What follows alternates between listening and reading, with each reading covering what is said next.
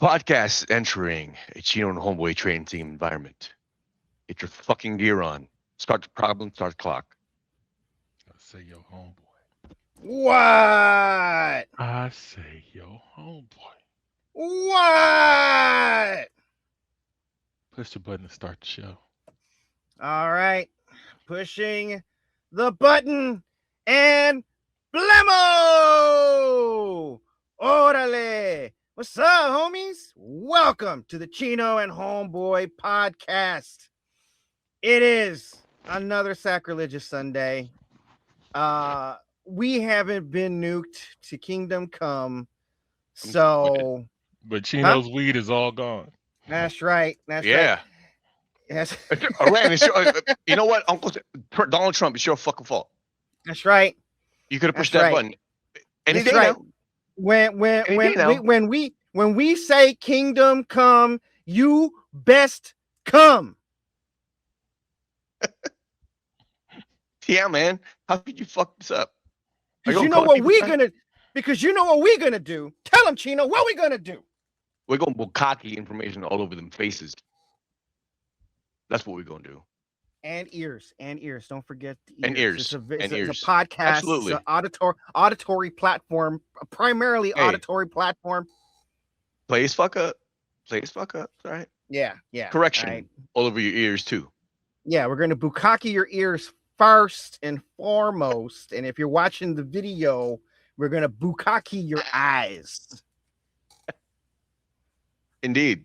With our words from our voice Shows- dicks. You know, I just realized how nasty the show could be. Dude, it's been Like- nastier. Because I'm focusing on what we're actually, the message essentially, what we're saying, right? Yeah. Hey, pay attention. There's some fuck shit going on in the world, et cetera, et cetera. That's right. But listening to the last episode, Uh-huh. in the first 10 minutes made me feel like I need to take a fucking shower again. Well, I promise you that you we'll know. be tasteful today. All right. What was the first 10 minutes? What was the first 10 minutes again? Because I forgot. It was the upload speeds. And the Oh, pieces that's of right. the right. the cum dump thing. That's right. The cum dump data load.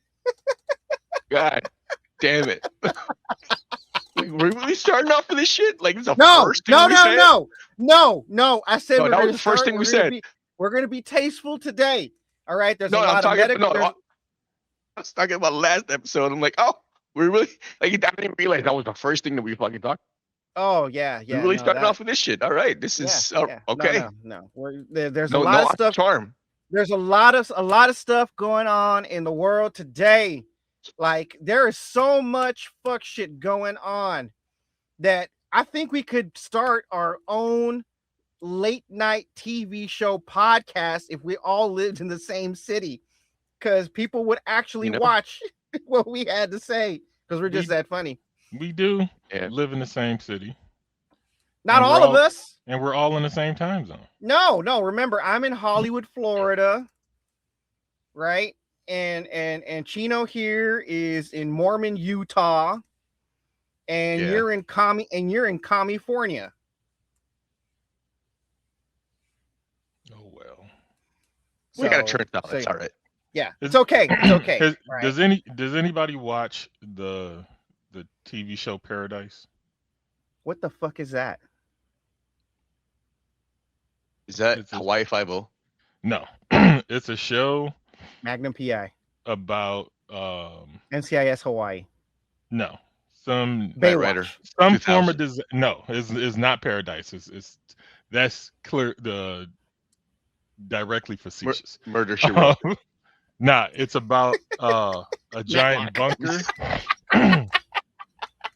Giant what? A giant bunker Stop laughing. Can't hear. made for the president and selected humans for Okay. when this natural disaster comes through and wipes out. At Okay, least with the this- US. All right. With this president, I would not call that I would not call that paradise at all. Well, It's the place, Providence. the program was called Paradise because they made a city underground with a fake sun or at least a lighting system that mimicked the sun. You know, it's like Mayberry, but Yeah. underground. Okay. You know, and everything else. And then shit goes sideways. And it's on the second season. And it gets to the end and they jump into fucking time travel. I haven't watched the episodes, but I heard about it. And I was like, as much as I'm sounds like into time travel, yeah, the end of the second season is not where you introduce that shit. No, you got to do it the way Chino and Homeboy did it in the Adventures of Chino and Homeboy. At the beginning. First thing that happened. At the beginning. That's right. Right. Like, right. If it ain't a show based around time travel, do not interject time travel into the shit. Yeah. That's right. Otherwise, you're gonna have the worst Murder, She Wrote plot of all time. Yes, just like this show, we always hop in the turnstile mid-show, and you see the results. We only got like 70 followers. Yeah. we average like 12 listens on Spotify. No, you know what it is? No, you gotta look at it this way. YouTube. You have to understand. You have to look at it the way we look at Tenet. Right? You kind of have to be interested in Tenet before you watch it, you know, because for a lot of people, Tenet it's just beyond their scope. Yeah. Right. And I think the chaos. It requires too much thinking while you're watching it. Like if you had a problem with Inception, you're gonna have a problem with Tenet. Yeah. If Inception is too much for you, then Tenet don't even fuck with it. Yeah. Like if Back to the Future confuses you, do not watch Tenet. Hold on. I'm sorry. I have to interject. Who the fuck is confused about Back to the Future? I am sorry. Look, we live in an age, okay, where people believe the Earth is flat. That Stanley Kubrick, you know, filmed the moon landings on location. Okay. Look. All right, but they still believe. But they believe Elon Musk when he says he's going to take us to Mars. Okay, that's the kind of world we living in today. You know, someone is gonna be confused by Back to the Future. Look, you know who doesn't think the Earth is round? Who? Kanye. I mean, you know who does? Oh, he believes the Earth is round? Yeah. I don't know. Say you know what? Just because Kanye said it, I gotta be a contrarian for that. Like, no, Kanye, it is not round. It is a cube. No, look at it. See, I was shocked that this nigga has made a stage performance peddling round Earth propaganda. I was so certain that this nigga is a flat earther. Was a flat earther, just on GP. But here he is promoting globe Earth propaganda. Wow. I love it. And he's singing his old songs because the new songs ain't that hot. Yeah, no shit. Okay. But it's still fuck Kanye. Okay, so I want an update.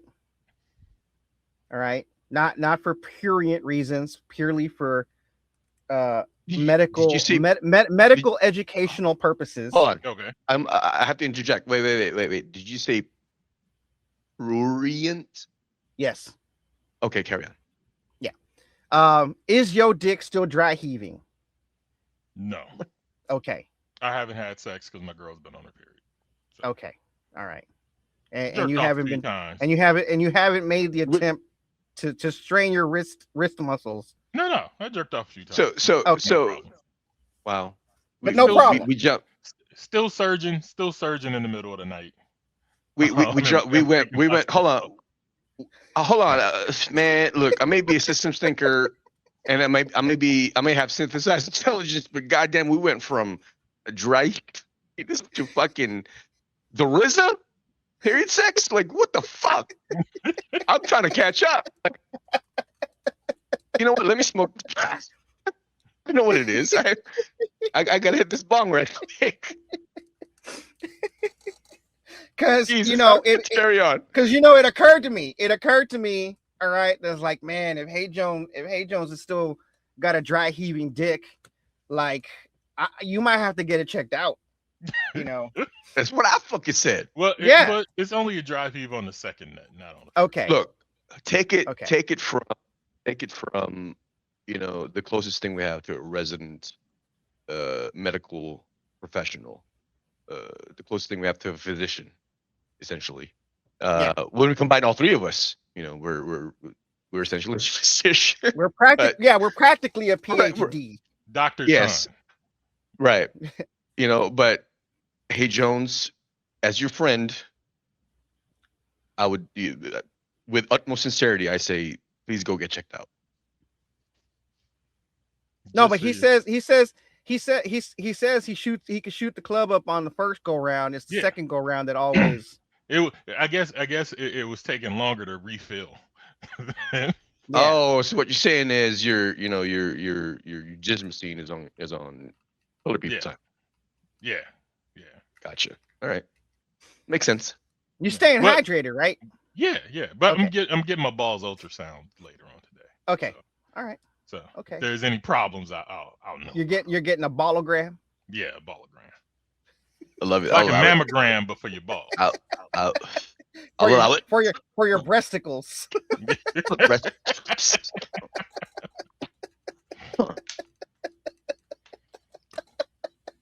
Not that. Oh Mm. man. Y'all had the dig doc on, right? The what? The dig doc. What is that? Dig doc? Yes, the dude with the Dick the doctor. O-rings. Oh, Dick Doctor. Yes.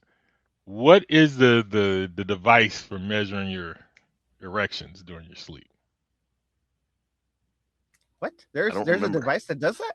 Yeah, you mentioned Yeah, it. the guest that we had with the app. The cock ring. I didn't even listen to the episode and know this shit. So how did you fucking forget? Oh, I'm sorry. Dude, listen, I got the fucking memory of a goddamn goldfish. If you don't mimicize something, I'm not gonna remember. I need triggers now. There's so Holy much shit shit. going on in my head. I never thought I'd see the day. Do you remember the line? Excuse me. It said, "You live long enough to become the villain." Remember that? Remember that shit? Yes. Do you guys remember that line? Okay, because that's what just happened to Homeboy. He has devolved, ladies and gentlemen, to this current generation of motherfuckers who need a fucking meme or a trigger for everything. Yeah. You know what you it's need? just You need to smoke more. clear out some of the shit in my brain. Yeah, do you know what? You know what it is? You have way too many brain cells, right? There's a lot of latency happening right now. So what you need is kill a few billion, take in a few more carcinogens, all right? And you'll be shit. Okay. All right. Trust me, I'm a doctor.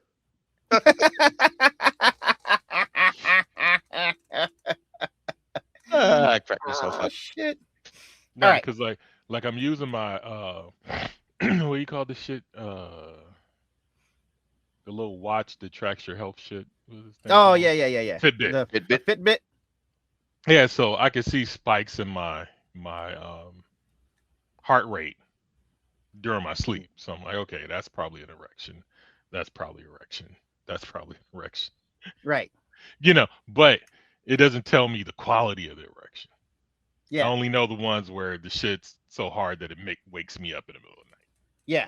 Yeah. And then it might take me hours to go back to sleep, depending on, how I'm sleeping. Yeah. So I was wondering what the name of the device and how much it costs, so I can I get believe some it's called stats. VTech. Huh? VTech. VTech or so. Fuck. We can go. We can. Tech? We can go back. We can go back and find out for you. All right. Well, Yeah. just run it through ChatGPT and then just Yeah. have it pull it out.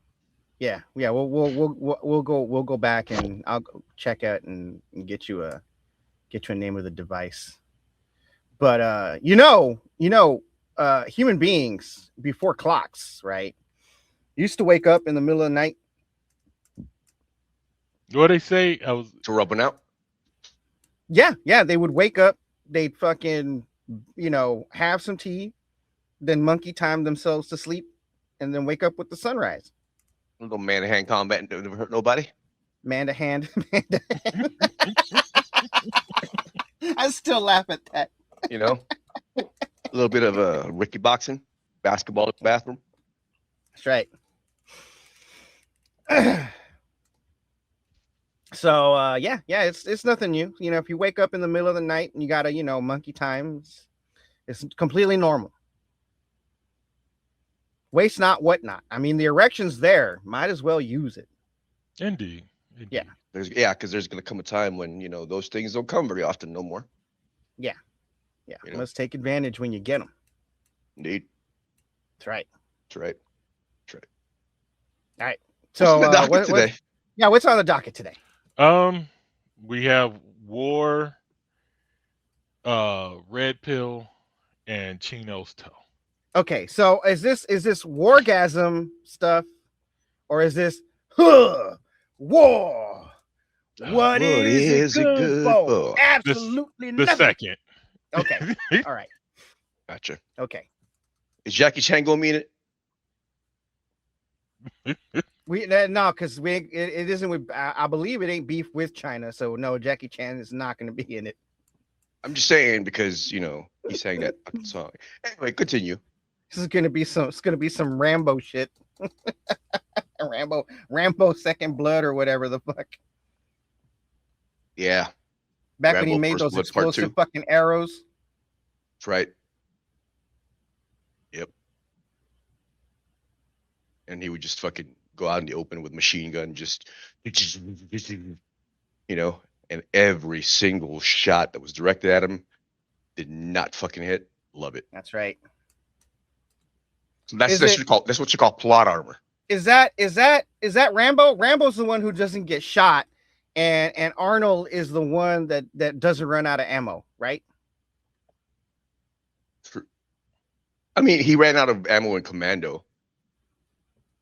But he didn't run out of ammo. He didn't run out of ammo after that. Yeah. Something like that. Okay. Yeah. All right. So let's right. Let's war this shit.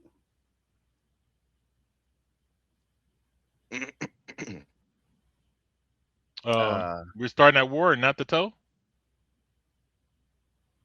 Oh, did you want to talk about Chino's toe? Yeah, that was the third topic. Oh, Chino, do you? I mean, we do can. You, do you want to talk? Has it been amputated? Your toe? Is it okay? Is it broken? Okay. One question at a time. Which would you like me to address first? Is it still on the period? What is it? Hey Jones did ask the question. If when you sent the picture, does your toe have hemorrhoids? Why you gotta be talking about my butthole like that, man? Well, Hey Jones is the one who asked. He wants to know. This is addressed to Hey Jones. What the fuck, Hey Jones? Like, hold on. It's a good joke. Hold on. You right. Yeah, it is. You have to choose now. You only have enough blood for one. Your penis or hemorrhoid.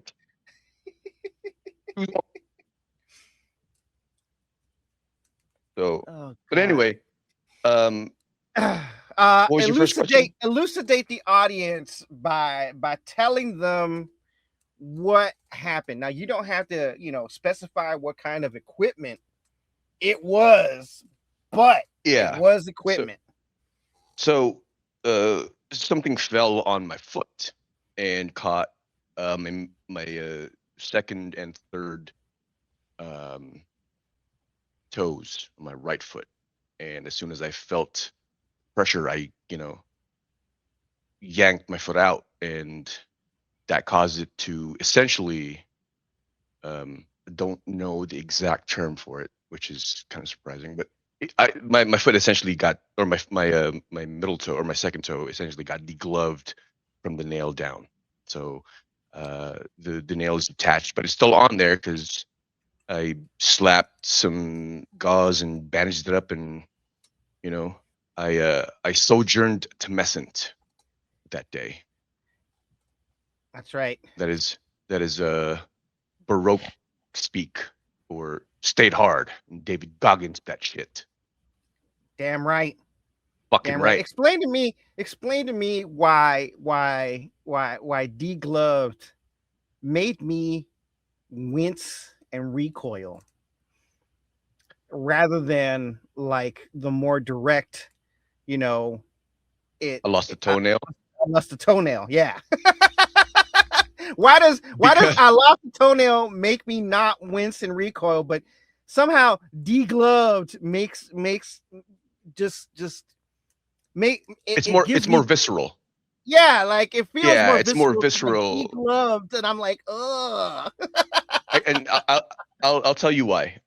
Because we've known each other for a long time, so I kind of have a general idea of uh how you think, having seen your work and interactions. Anyway, I don't want to get bogged down with that. I think the reason why you recoil when I say, or when you heard the word degloved, is because now it's specific. With losing a toenail, any number of things could happen, and so you're not specifying one because it's you're looking at these are the possibilities. So it's a general idea. Just lost a toenail. Yeah, But because now you know how the toenail was lost, you're imagining what it looks like, and that's when the feelings of it's when you recoil, and it's the general feeling of unease that kind of ugh, just it's just thinking about it the word, cascades down, right? Right, just it just thinking about the cascades. You feel it word, just viscerally. thinking about the word. Absolutely, yeah, It's like exactly. moist. So yeah, that doesn't bother me. Yeah, it's like the word moist, deglove. Ugh, ugh, Yeah, ugh. so that's essentially You what you don't happened, like the word and moist? I mean, I don't give a shit about the word moist. I'm talking about deglove. yes. But yeah, that's what happened, and but I soldiered on. The immediate thing that I did was, and in retrospect, I'm not sure if this was the best thing to do. Was I needed to assess the damage because I had to see it to know what to do next. So I I limped to the nearest chair, took my shoe off, took my sock off to see how bad it was, and it just I had that feeling that this is more than just this isn't like the other times when something dropped on my toe or dropped Yeah, on my feet. Like it's there's this persistent kind of almost burning, um like road rash. Like yeah, that's what it felt like just this persistent kind of burning sensation of right at the contact point. So yeah, uh and yeah, as soon as I took it off, sure enough, like I saw that the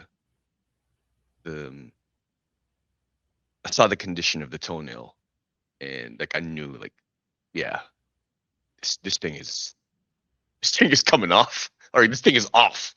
Essentially, I just lost that toenail, and yeah.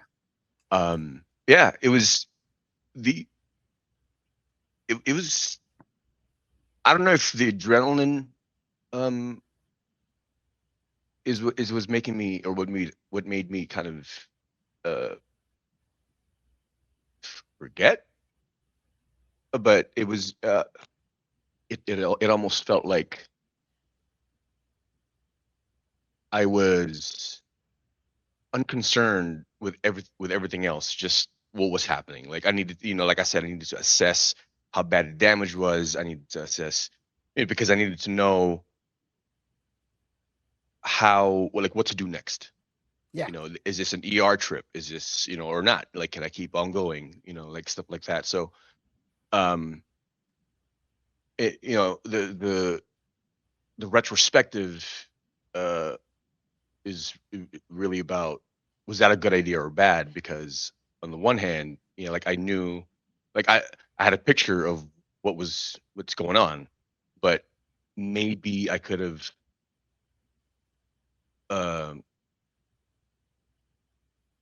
I guess preserved more of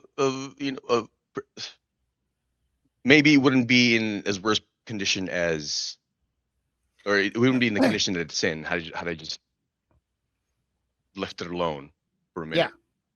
Because, like a dumbass, I fucking moved it to see if it really was off. It's like, this is what I thought too. Like, it's like seeing a sign that says wet paint, right? Yeah. Oh, is it really wet? So I'm going to go fucking touch it. Yeah. Touch it. Like, right when I did that, I'm like, I'm a fucking idiot.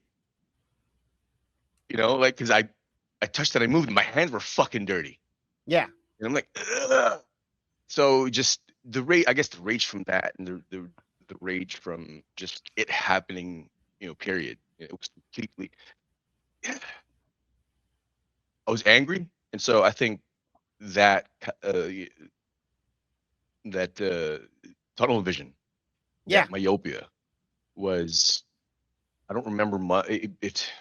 Because of that, I don't remember much except like taping it up. You taped it up, right? Yes. David Goggins. I want you to know. Yeah. I want you people to know. David Goggins was in the middle of SEAL training, and he had broken shins. And for Hell Week, this motherfucker fucking duct taped magazines to his fucking shins as splints so that he can make it through Hell Week. Now that's what Chino did with his fucking toe. Now, understand, in order to be David Goggins, you have to go through a lot of childhood abuse and survive. We ain't gonna talk about that. Hey Jones, we ain't gonna talk about that. Okay, so don't just think you're gonna be a regular happy person and do that shit. Yeah, because look, David Goggins is 51 years old, and this is how hard this motherfucker is. I remember we talked about we were looking forward to him doing that fucking ultra marathon, right? That only like a handful of people have fucking finished, right? We were looking forward to that because that was going to happen last month in March. But turns out David Goggins could not do that because David Goggins is re-enlisted in the fucking Air Force and is going through pararescue training. Like we're talking about Air Force Special Forces pararescue jumper training. That's a bad motherfucker, man. Their motto is so others may live. Bro, did you know? Look, I'm sorry to kind of pivot here. It's about David Goggins. Did you know that? I mean, you read his fucking book, so you should know. He almost made it to Delta. Yes, like almost made it through Delta training. Shit. Bro, like I don't think people understand how difficult these tracks are. SEAL training, Delta, pararescue. Come on, bro. These are not easy things. These are not easy evolutions. Yeah. So we're gonna have to beatify David Goggins. I'm with it before he dies, because this conflict is gonna turn into a real shit show if it isn't already. Also, quick aside. Speaking of beatifications and statehoods, what was his name? Pappy what? Pappy Guns Pappy Gun, yeah. We have to beatify that motherfucker too, especially because he was doing some incredibly brave shit, some gangster shit during World War II in the Philippines, and then in Quince Ocha. That's right. You know what I mean? Like this is he's part of the culture. God damn it. Like he ain't really white. He's brown to the bone. I don't know why I said that. I'm sorry. I'm smoking. All right, hey Jones. You know what I meant. Hit us with some right, more hey Jones. You sleep again? No. Multitasking. Wow, my man said again. Like shit. He fell asleep the last show. Like there was a moment where I felt it. I didn't want to say nothing because I was not sure, but I had a feeling. I'm like, Did Hey Jones fall asleep? Man. Yeah, you really need to go get checked there, Jones. Oh man. Only get quiet. Weed, Only if you get smoke quiet. weed, I'd be like, maybe he smoked. No, Maybe he's high, but no, you don't smoke weed. I only get quiet 2 times on the show. Y'all get into some inside joke shit. Like I'm not a part of that. And when I That wasn't an inside joke though. But... And when I take a nap. No, y'all go on your little buddy tirades about shit that I'm not associated with. So I'm like, let y'all do your thing. Like and when I'm taking a nap. Navy, like when we talk about Navy shit. Yeah. The Navy shit that I'm not interested in. That's right. Military shit. All right, so what is next? So we talked about your toe. Glad it's alive. Your dry heaving dick. Yep. My dry heaving dick. And the toe doesn't have hemorrhoids, but you did remove the nail. No, the nail's still on there. The nail's still on there? Oh shit. No, he pulled it back. He said he pulled it back like an idiot, but then he put it back where it was and then taped it up. Okay, so I sent you my taped toes, right? A picture of my taped toes. So the tinier toe, the smaller toe, same thing happened. Mm-hmm. I'm out walking, I'm in my Crocs, and somehow my nail and my toe gets caught inside of my Crocs. And ripped. And you were giving me shit about my fucking footwear? Not only are are Crocs ugly. I wasn't giving you shit. I was just saying if you need steel toes, there are cheap steel toes that keep you from ripping off your fucking toenails. Then I might as well wear Crocs to work. Yeah, you might still have your toenails if you did. I think they make composite toe Crocs. They got wait. Warehouse Crocs, my nigga. I'm just saying if your Crocs fucking peeled your fucking toenail off just walking, I can't even imagine what's gonna happen if something falls on my fucking foot. No, because it got caught in the little things in the inside, and my nail was a little overgrown. I haven't been to the pedicure place. I ain't seen my Asian ladies in a couple of months. Do the chickens have talons?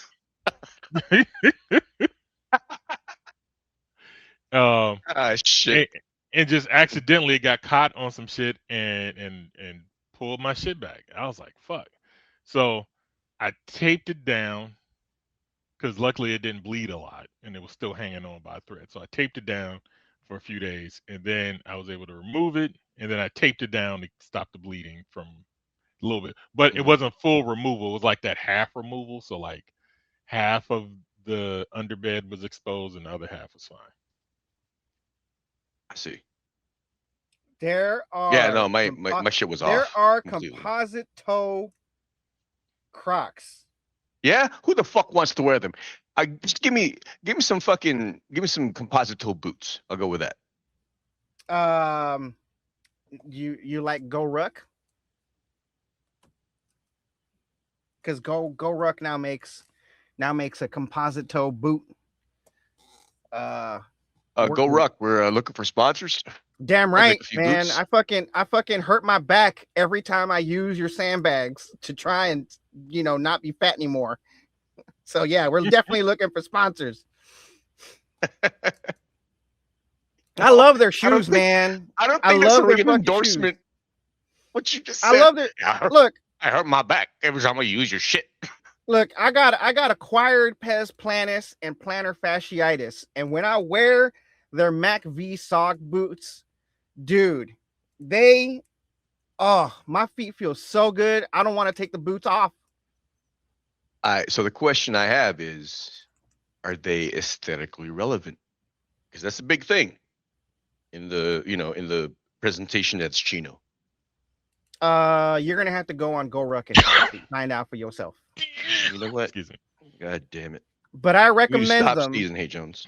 But I highly stop sneezing.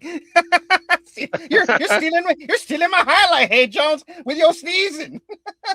Gotta tell you, bless you and shit. You don't. Gesundheit. Yeah, Gesundheit. Oh man. Gesundheit. Hey Jones. That's right. Thank All right. You get the joke. All right. So what are we starting off with? 2 planes that got shot down, the Blackhawks that got shot at. Shouldn't we talk about the loser guys? The Red Pill Nation. Oh, the Manosphere documentary? Yeah. Okay. Okay, you don't got nothing else to say after that? Just okay. Yeah. First off. Oh, these are nice. Stop playing with your balls, niggas. Stop playing with your balls. Hey, wait a minute, man. How you got a camera in here or something? How'd you know? Those pigeons across the roof. Look at you, big, going all analog and shit. Yeah, carrier pigeons and shit. In your That's coop? right. Yeah, he just got a carrier pigeon. That's like a week. That was like a week ago's playing with your balls message. You know what? You know what? I'm with it though, because look, you can't hack it if it's completely fucking analog. So I got another most topic. I got a new added topic. Theo Von is trying to reverse course for the damage he's done, and I'm not letting it slide. Well, now Joe Rogan's gaslighting his ass too. So I mean, I got like a bunch of shout videos. Shout out to Joe Rogan for doing that shit. I got no. Joe Rogan is gaslighting him into believing the opposite of the backtracking. Like, no, you were on the right track, Theo. Before. Oh, my bad. I didn't know that. So I retract. You headed in the wrong. Why are you going against MAGA, Theo? Blame my last. Yeah. Shout out to Theo Von for making the effort and being honest with himself. That's what we need to be giving a shout out to. No, fuck that. Fuck him. He got us here. And that's where everything ends. You got us here. Fuck you. No, you know what? Theo Von has a special place in my heart. This is how we got into this problem in the first place. We let them fucking Confederates chill when they should have been locked up and shot. But instead we let them loose. And this is their return. You know what? I'm gonna do what Christians and pretty much all these religious zealots, really, no matter how you slice it, do. And I'm gonna practice some willing self-delusion and say that Theo Von holds a special place in my heart because he loves Filipinos. So, No, he fetishizes Filipinos. I don't give a shit. Hey Jones, this is my world. You can't have it. God damn it! Why you gotta fuck with my highlight? Hey Jones, fuck, man. It's the same difference. It's hating. Listen. If there were people that fetishized fat, chubby Mexicans who look like they glue pubes to their face, I would allow them.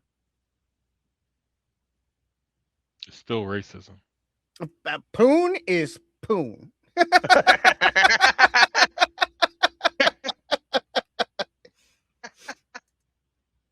Fucking amazing.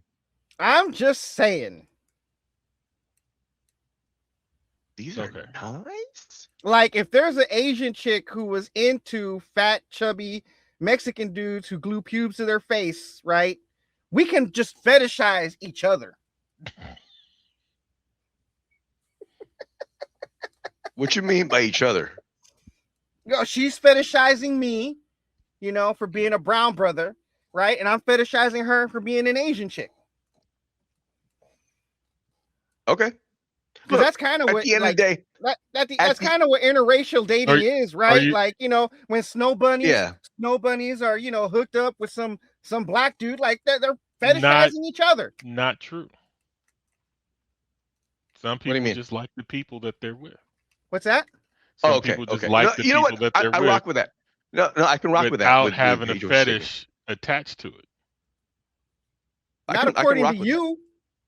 Not according to who? You. I married a chick who wasn't black. I wasn't fetishizing her. Was she white? She was Asian. you said that when white people all marry of a sudden outside their race, that they are always fetishizing. I said white people. I'm talking about me. I rock with what you say, Jones. I'm talking about non-white people. Well, how about that? But what's good for the goose is good for the gander, bro. No, it's not. Yes. No. You can't have it both ways, man. Yes, again, as long as I'm in a racist system, I can have it both ways. Look. You're either spit roasting from the front or you're spit roasting from the back. You cannot spit roast from both sides. Yes, you can. No, you can't. You got one dick. You just not that talented. You either in the front, or the back. Tell him, Chino. Tell him. Look, there are some dudes. Unless you got a dick so long that when you go in from the front, you're coming out the back, or vice versa. No, I got it. This is an edge case scenario, first of all. So I just want to preface this by saying that. But if you happen to find a nugget who is hyper flexible, oh my God, it could happen. Hey, if I can think it, somebody else can. So I'm just saying. If look, the only people that cannot be fetishized and are always fetishizing is white dudes. They are fetishized. No, they're not. Yes, they are. Since when? They're fetishized by Asian white women and other women of other cultures that see white getting close to the white power structure as a move. They're not fetishized in the same way that the whites fetishize others. Chino, you speak Hey Jones. Make it make sense. All you gotta do is just talk to some LA Koreans who only want to date white dudes and date Koreans. So what Hey Jones is saying is essentially like this is my stance on it. This is the box I'm living in, okay. And in this box, this is I'm correct, and he's not wrong, not wrong, okay, but he does fall under a bigger box, and so while he's not wrong, he also falls under this bigger box of, well, I did marry someone outside of my race. So it also he won't admit it, but it also falls under the. I'm a beg to differ. Like my ex. I'm a beg to differ on how what you're saying. All right. Okay. Hey Jones is on his own island of I am right. No. Yes, this is why you need to let me finish. No. Wait. Hey Jones is on his own island of I am right. But that island exists in the ocean of he's fucking wrong. No. You should let me finish. Finish. Basically. Because if he got off the island, he would realize he is wrong. The whole plot is essentially the Truman Show. Yeah. No. So. Hey Jones is right in his own head, but to all of us, he is wrong. No. Well, I wouldn't say to all of us he's wrong, because like I said, I could rock with his. If you're using his logic, right? He is wrong by his own logic. Well, no, not necessarily. No. Yes. Look, listen. The logic is simple, right? White people dating outside their race are always fetishizing other people, right? That are not their race. That's a fetish. But those people can't be fetishizing white people, except in the case of Asian women fetishizing white dudes. I'm not saying only. That was an example. There are black dudes who fetishize white women. They can, what I said was they can fetishize each other. No, because it's a different type of fetishization. God, what the fuck? Now make it make sense, Chino. Make it make sense. How is that not possible? And the black dude can fetishize the white woman, but the white woman can't fetishize the black dude. That makes no sense. Here, let me break it down to you. Let me put you on some game. All right. Oh, What Hey man. Jones is saying I feel is reality what I was warping trying to around say. me. That what I was trying, which is what I was trying to complete earlier, was you have to understand that this is Hey Jones. Hey Jones' convoluted way of saying I'm right. No, it's not. This is why Look. Kanye believes the Earth is round. Right here, this shit right here is why Kanye thinks the Earth is round. What I'm saying is the colored man's fetishization of white people comes from the oppression, access to power. Okay. Before you hold on. let me ask Hold you a on, let him question. finish. Let him finish. You know what? I You're want right. to hear the I'm thought. sorry, Jones. I I want to apologize. hear the thought out. I want to hear the thought out. The overall promotion thought. Just called you a of thought. Hey, white Jones. being better than anything else. Okay. Right. And that's why you see dudes of other colors who might be more attractive and can attain a better looking woman with an ugly white woman. Right? A la Tiger Woods. Run around fucking ugly white women all day. Right? So it's different. Where the white people fetishization of black people comes from a level of superiority. So one's insuperior, the other one is inferior. Or Well, isn't that the same thing? No, I use the wrong words. One's coming from a state of superiority, the other one's coming from a state of inferiority. So we're just talking about perspectives then. Within the racial bubble. Right. Now, and so that sounds to me like they're fetishizing each other. Now, when you're dealing with people who don't deal with that shit, like I was married to an Asian woman. She didn't fetishize black people. She liked me. I liked her. I don't fetishize people in general. I'm with a black woman now. She's with an Asian guy now, from what I heard. So, like, if she had this fetish, she would have just continued lining up niggas to fuck, which didn't happen before me, didn't happen after me. So I guess you can go back. Well, I'm black, so okay. It depends.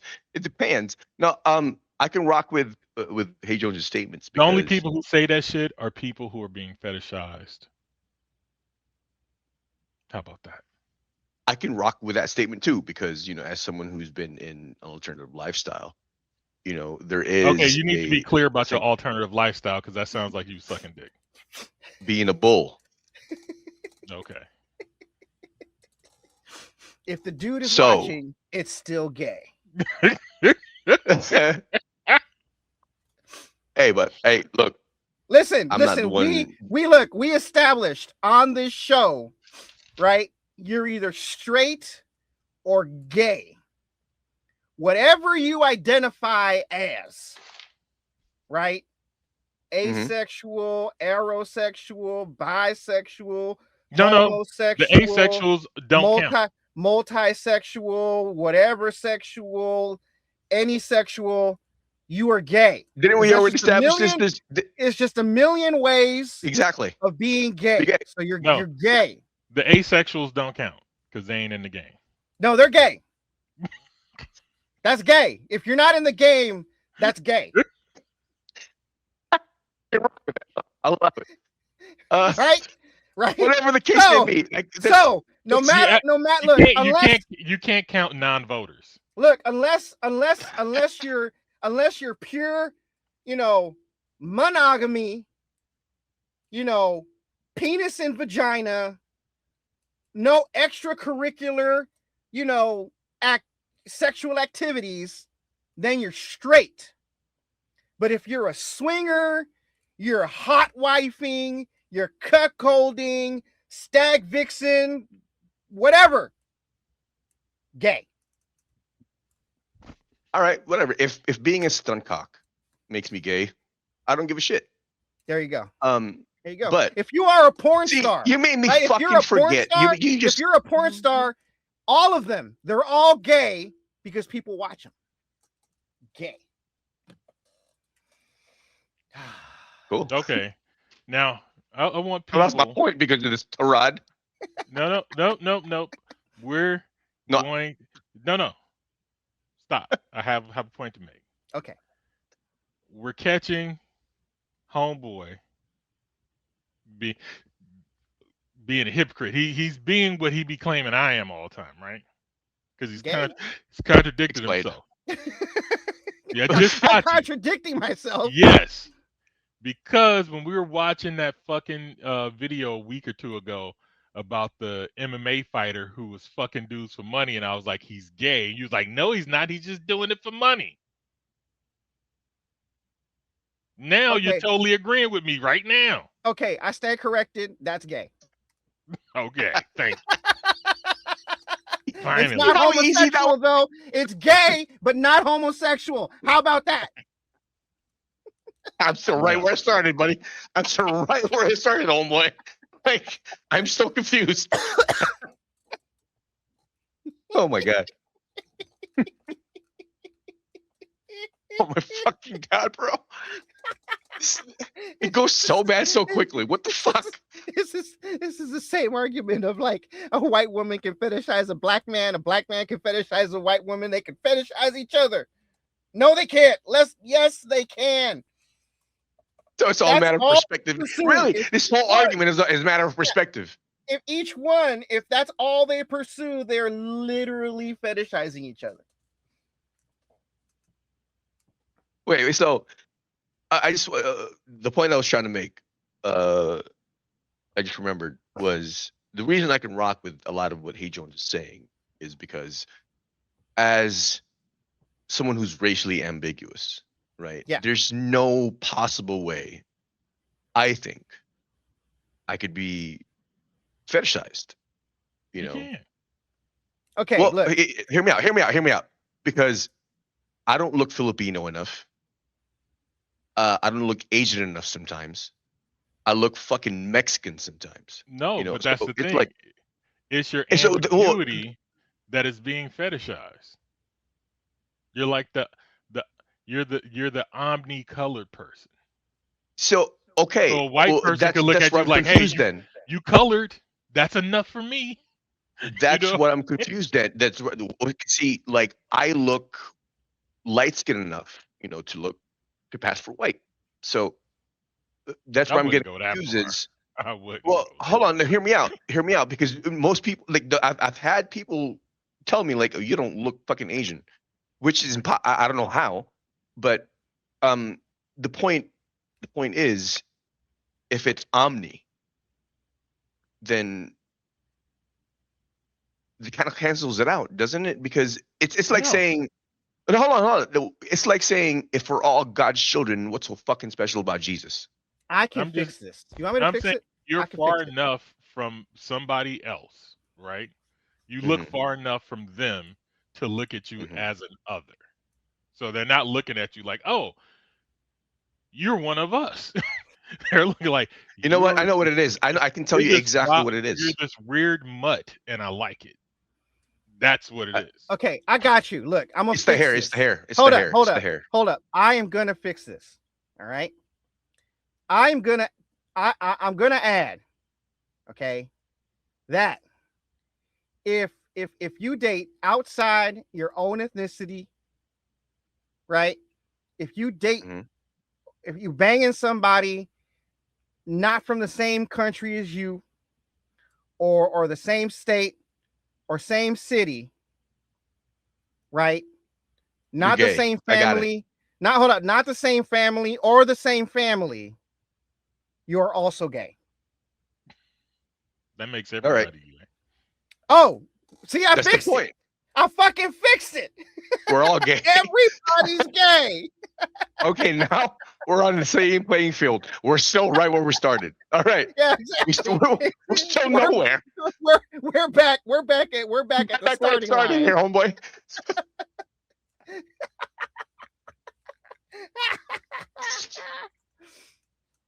Oh my god. Oh, that shit. Nothing got resolved. Exactly. I like it. Woo! Yeah. We're all gay. Shows a bunch of bullshit. The only thing I know is we're all gay. The fuck am You I straight? listening? You straight? Guess what? If you are straight, that is gay. Okay. That's fucking gay. Oh shit. Oh my god. Is that enough to get canceled yet? Calling everyone gay. Listen. Look, here's the thing. All right, people, I gotta tell you. All right, the United States government recognizes oral sex as sodomy. All right, and sodomy is gay. So, do with that information as you will. We all sodomites. Yeah. Yeah, I'm just saying. Oh, I think I got a new song. Oh. To use on my social medias. Okay. A girl Is it made that fuck something. Donald Trump song? No, what did she say? She's like she Is put it her the Charlie mouth on Kirk that song? taint. I put my mouth on that taint, something like that. Okay. I was like, that's gonna be my new song. I usually put in the ass eating song, but this one takes the cake.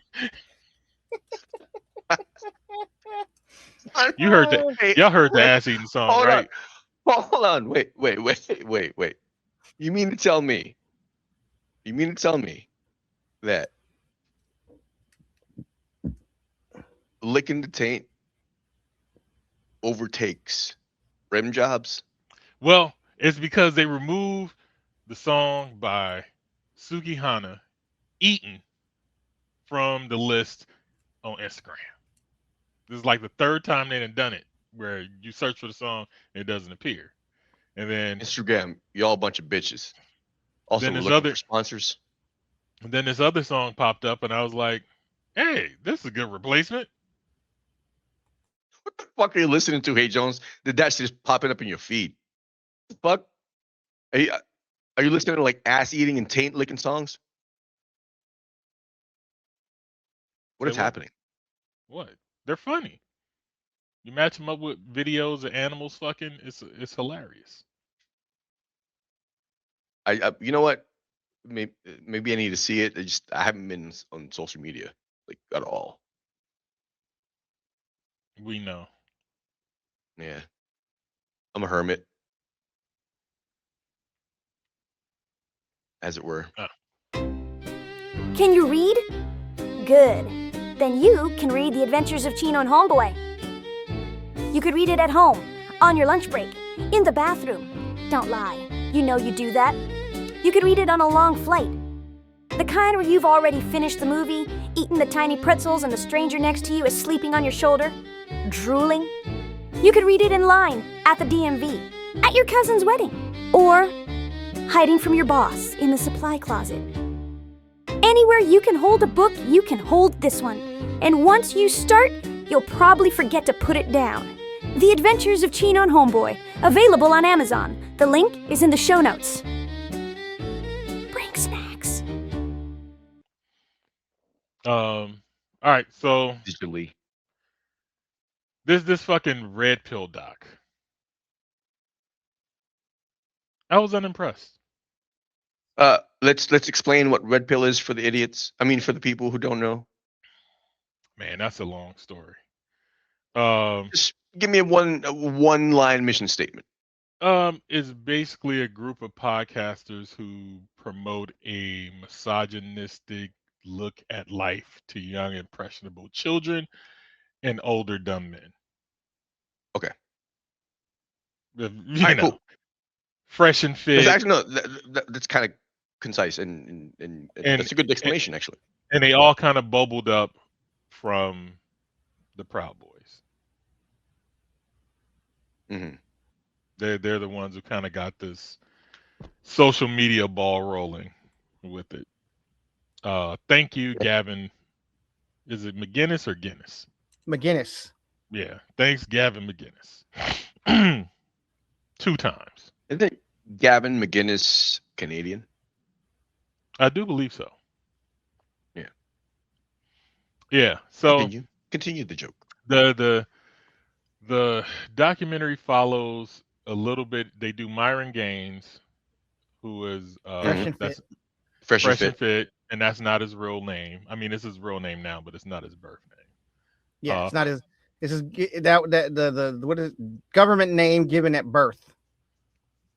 Yeah, he changed. Which, by the way, makes him gay. He changed his identity. That's right. That's They right. follow some What white do you- guy What do you who I've identify seen as? before. What But is I it? Justin something motherfucker. Yeah, but Yeah. I don't know who he is. I've seen his clips here and there, but never really followed. Yeah, Like, he's in tight with the what is it, the Tate brothers, the Taint brothers. Yeah, The Taint yeah. brothers. and then they do Sneeko.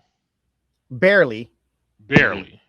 Like they gave the most time to niggas I don't give a fuck about, because they're outside of the country or whatever. Yeah, they started off with Mama's Boy HS, whatever the HS fuck. Tiki Taki. Yeah, I was like, I couldn't get past the fucking accent. I was like, gay. Rubbish. If your TikTok handle is HS Tiki Taki, you are gay. Yeah, I couldn't get. If your podcast name is Fresh and Fit, gay. But like Everything is gay. I mean, No, seriously. Like, why the fuck would you call yourself Fresh and Fit unless you're fresh meat and fit for gay? No, it used to be two people. The other dude fell off, so he's out of the clique. So one dude was like fresh, like I dress fresh, and then the other one was like, and I'm fit because I work out. So you need Come to hold work up. out You and get can't fresh. hold up. You cannot tell me that is not gay. I mean, when I found out that they were calling themselves like I'm fresh and he's fit, it did come off gay. You didn't come off gay. Not that there's It anything is wrong gay. with that. Not It's that there's fucking anything gay. wrong with that. That's right. Not that there's anything wrong with it. We're just saying it's gay. Listen, Chino and I. We're just labeling it. Chino and We're just I labeling it. combined, all right, Chino and I combined almost make an entire Navy career. All right. Yes. All right. We know what gay is. We were in the Navy. There was a fucking song by the Village People, for fuck's sake. All right. We know what gay is. And if you're calling yourself fresh and you're calling yourself fit, you are Hella gay. You are fucking gay. And that's cool. And there's nothing wrong with that. Nothing wrong with that. Now, so with the Tiki Taki guy, Dude's a mama's boy, dude. yeah, he's Sorry, a I can't get over that name. Straight up fucking mama's boy. He talks all this mad shit about women and everything else, and then the interviewer asks this motherfucker about his mom, about what her son believes, and she's like, "What the fuck?" You know what I'm saying? So it's just like, so let's say so he follows this HS guy, right? And all Louis Theroux is doing is just asking dude questions. yeah, Right? And the dude is straight up, they're all straight up answering, right? The shit that you expect to come out of their mouths, that they espouse all these beliefs and put on the internet. And then Louis just asks them questions that are personal, like, do you really believe that? And when he confronts them on their beliefs versus what they say, you can see the fucking short circuits happening, right? And it's like, like, are you trying to catch me? Yeah, why are you trying to catch me? I'm like, because there is an incongruity of what you personally believe for you and the shit that you're selling to all these young men. Yeah. So at least right. be 100 about it. Like if you're saying this, tell me that you believe it and that's how you live, then we have no problem. Yeah. But if you're promoting this shit and you're not living it, then that's a problem. Don't be out here saying gangbanging is a life, but you ain't really a gangbanger. Yeah.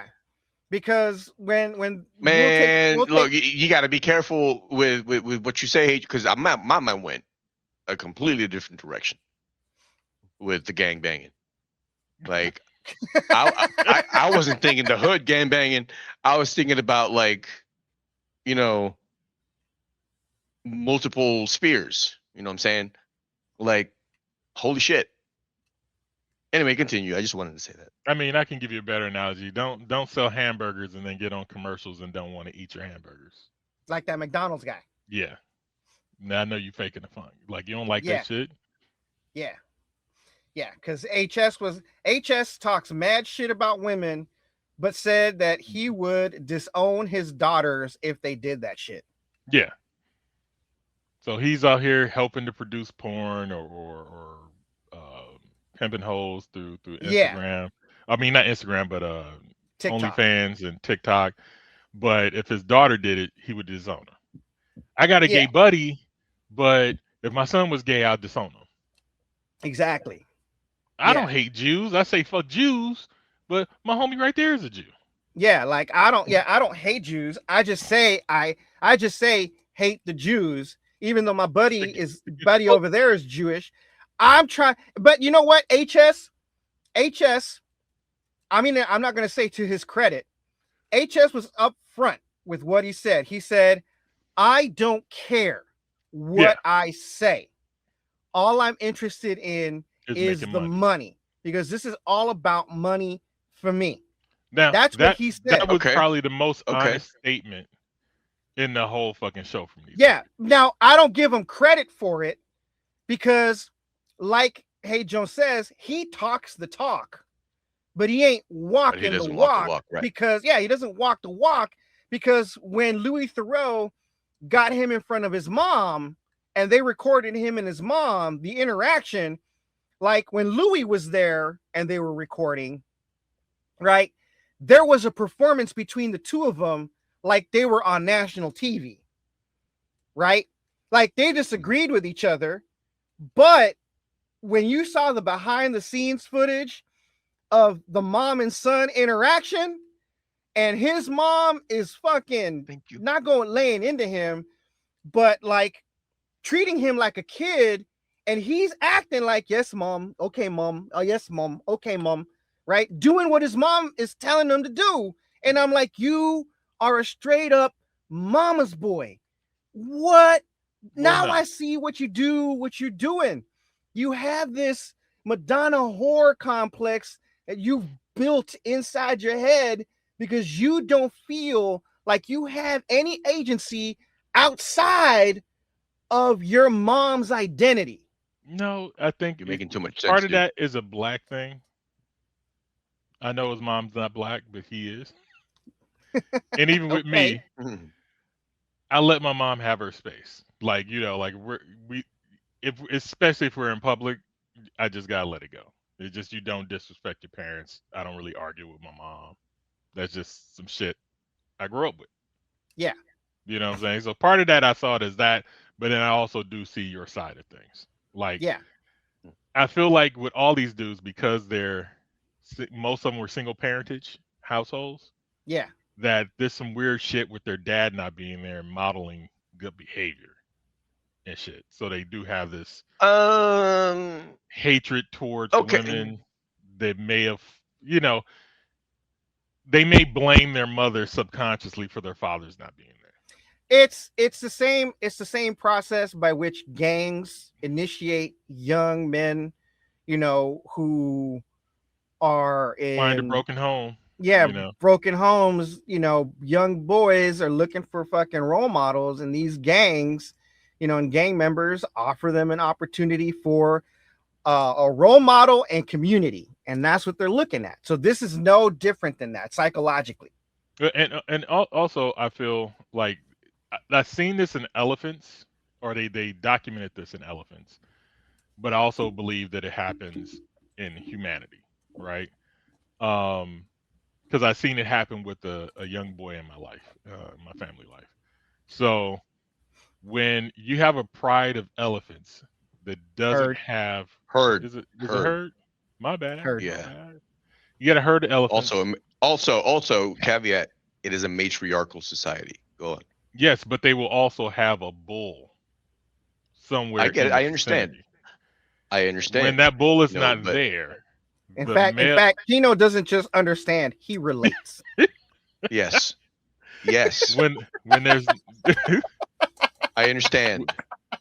when there's not a bull in the vicinity, Yeah. the younger males run rampant, being violent, fighting, tipping over trees, attacking the mothers, all kind of rubbish, right? Mhm. Yeah. Then they introduce a bull to the herd, and then all of a sudden,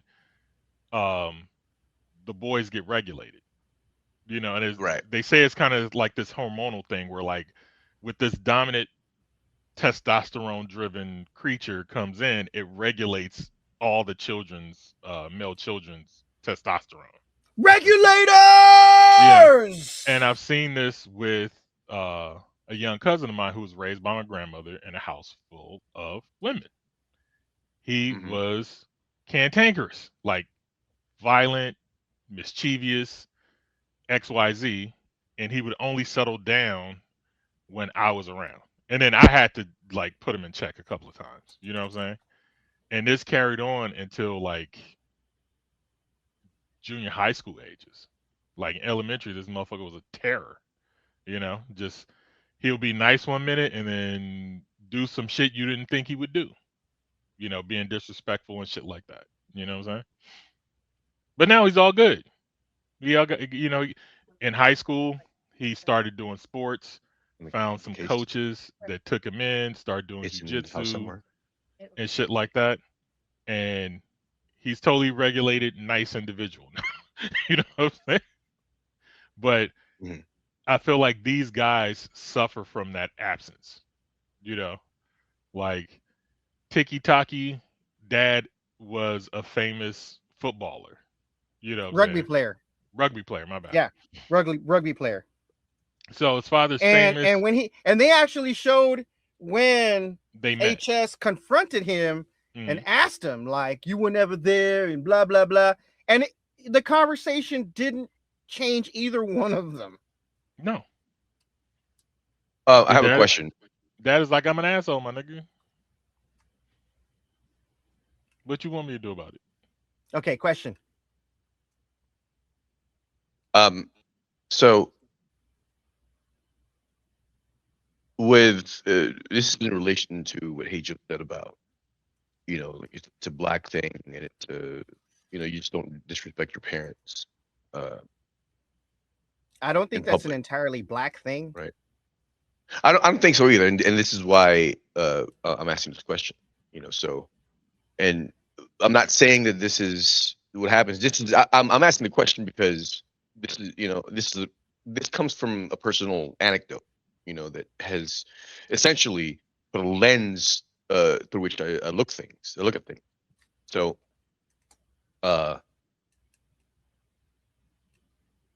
what if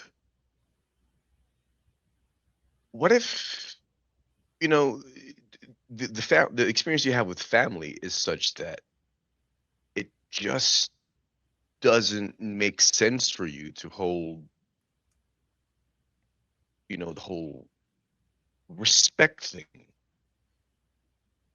to Well, keep you in understand. check. I can argue with my mother in private. Like, we can have it out. We can have a conversation, right?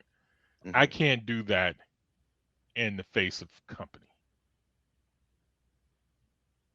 No, You know what I'm saying is, okay, no, I understand So, that like, because having an interpersonal conversation about our relationship on video in front of other people Mhm, would be a no-no. mhm. Like, when we have a I, conversation about our relationship, that has to be in private. yeah, okay. So just to clarify, I guess what I'm asking is, what if your experience is such that you don't see an argument with your mother, right? Whether there's, whether it's in public or not, as disrespect. Oh, Because look, at that point, I understand some parents are horrible. Now, my mother has a blanketed "don't disrespect your parents no matter what" philosophy. I mhm, don't. I have cousins mhm, who've been neglected by their parents, and any disrespect they give them, I totally understand it, and I support it. Mhm. Right? She Mhm. doesn't believe that. Mhm. Now, my mother is not abusive to me, so she gets all, Mhm. she gets all the rights. But I was like, and I told her, I was like, Yeah. if you were like them, we probably wouldn't even be talking. We wouldn't even Right. have a relationship. You know what I'm saying? I'd be outie. Yeah. You know? So I don't have a full belief of that. I'm saying I have a belief of that with my mother because my Yeah. mother was good to me. I don't have that blanketed for everybody because all parents are not Right. created equal. You know, some parents have done horrible things to their children. You know, so like with Tiki Taki, if he wanted to talk shit to his dad, I'd understand it because the nigga ain't there and he had he had the ability to be there and chose not to. You're a celebrity, you got money, you could have saw me whenever you wanted to, and you chose not to. So fuck you. You know?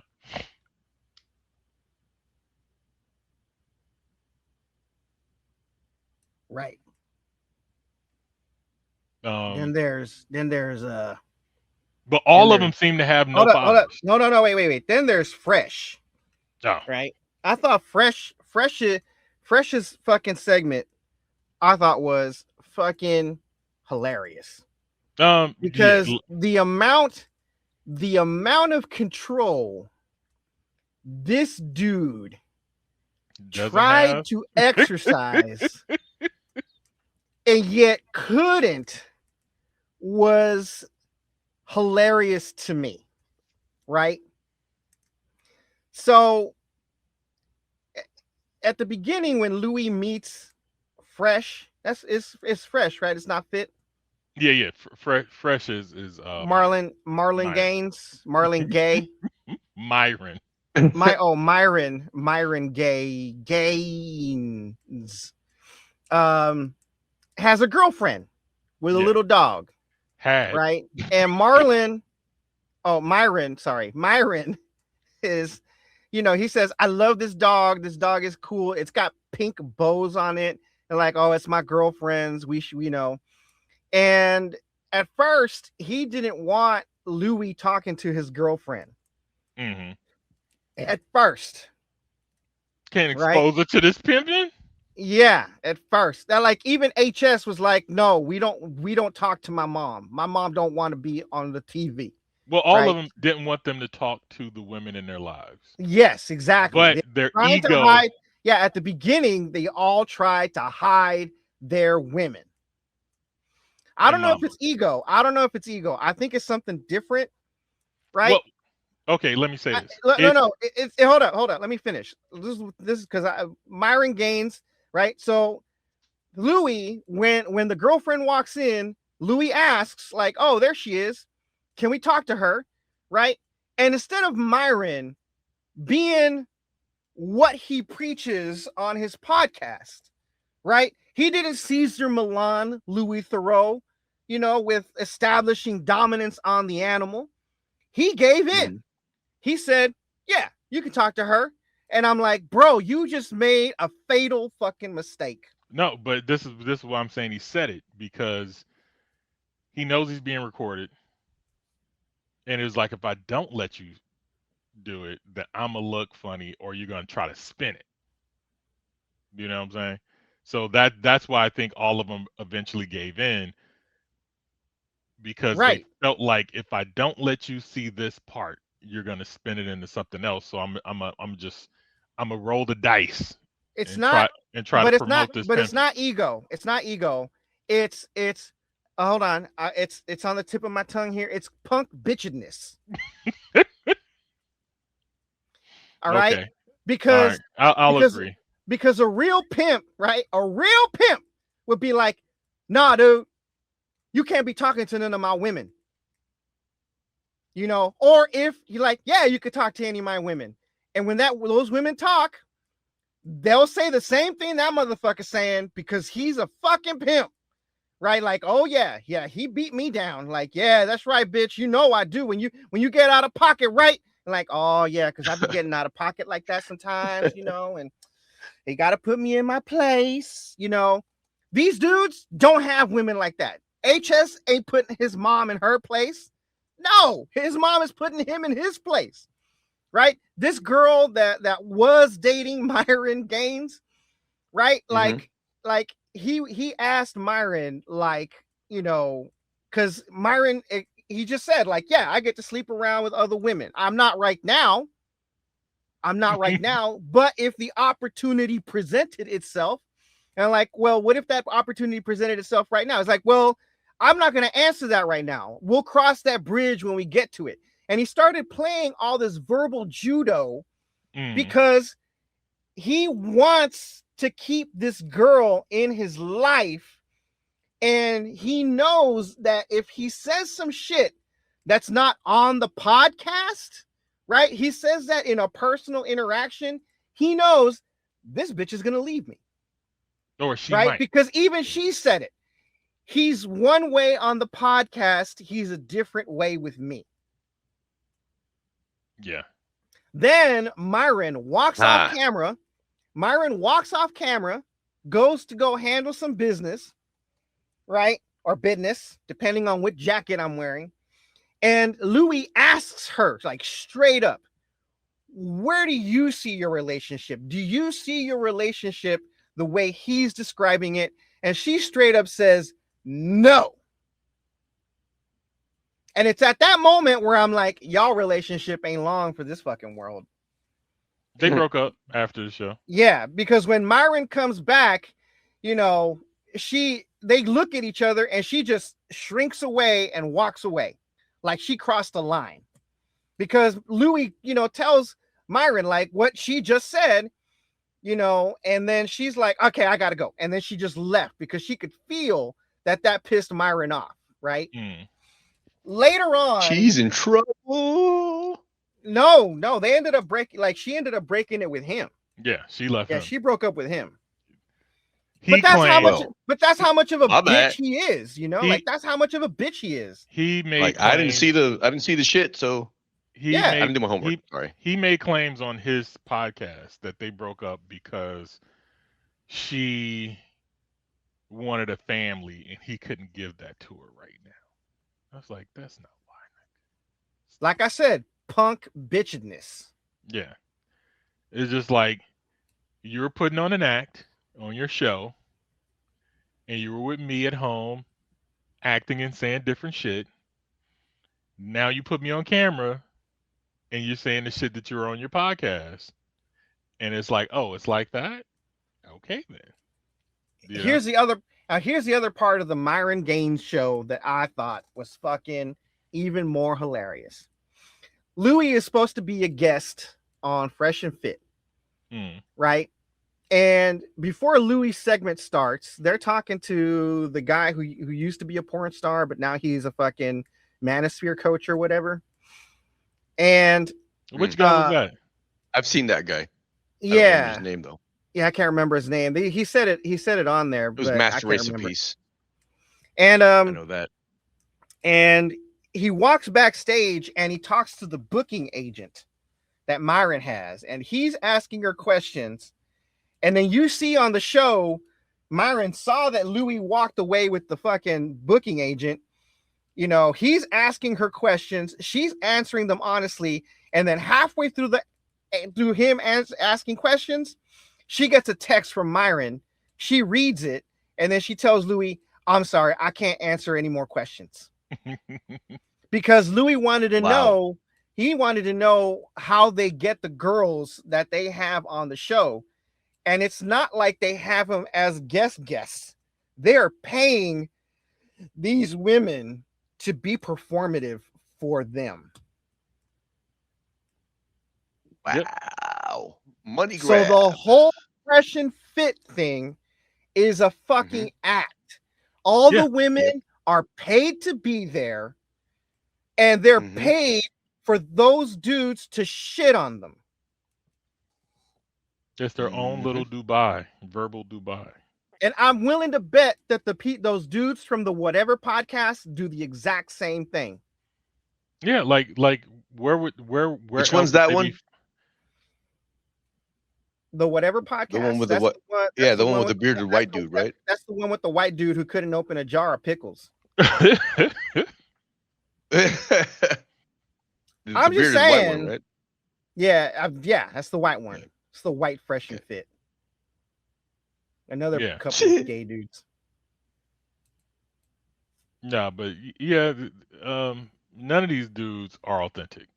No, None of them. None of them are no. living a life. Because this is my problem with the documentarian, right?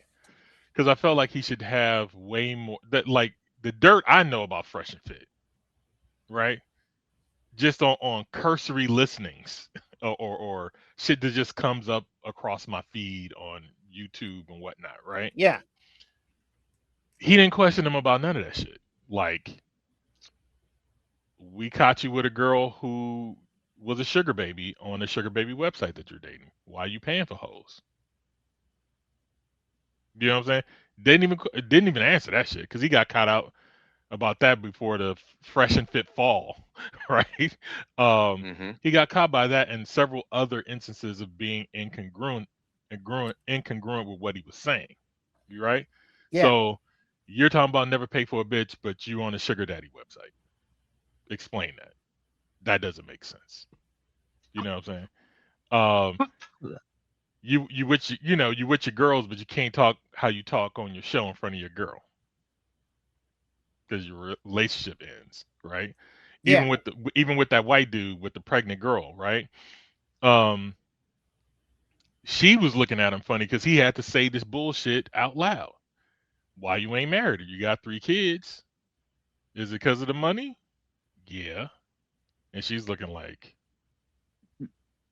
you afraid I'm gonna take all That's your the money? that's the redhead. That's the redheaded Yeah. white dude, right? Yeah, the redhead white dude, The right? Justin dude. Yeah, because I'm like, nigga, you might as well marry, nigga. You got what, 4 kids? 3? Was it This 3? dude was living in Miami, right? Yeah. In a rented like fucking apartment that was costing him Mhm. 10 grand a month. Mm. Yeah, right. So And Project Hollywood Miami.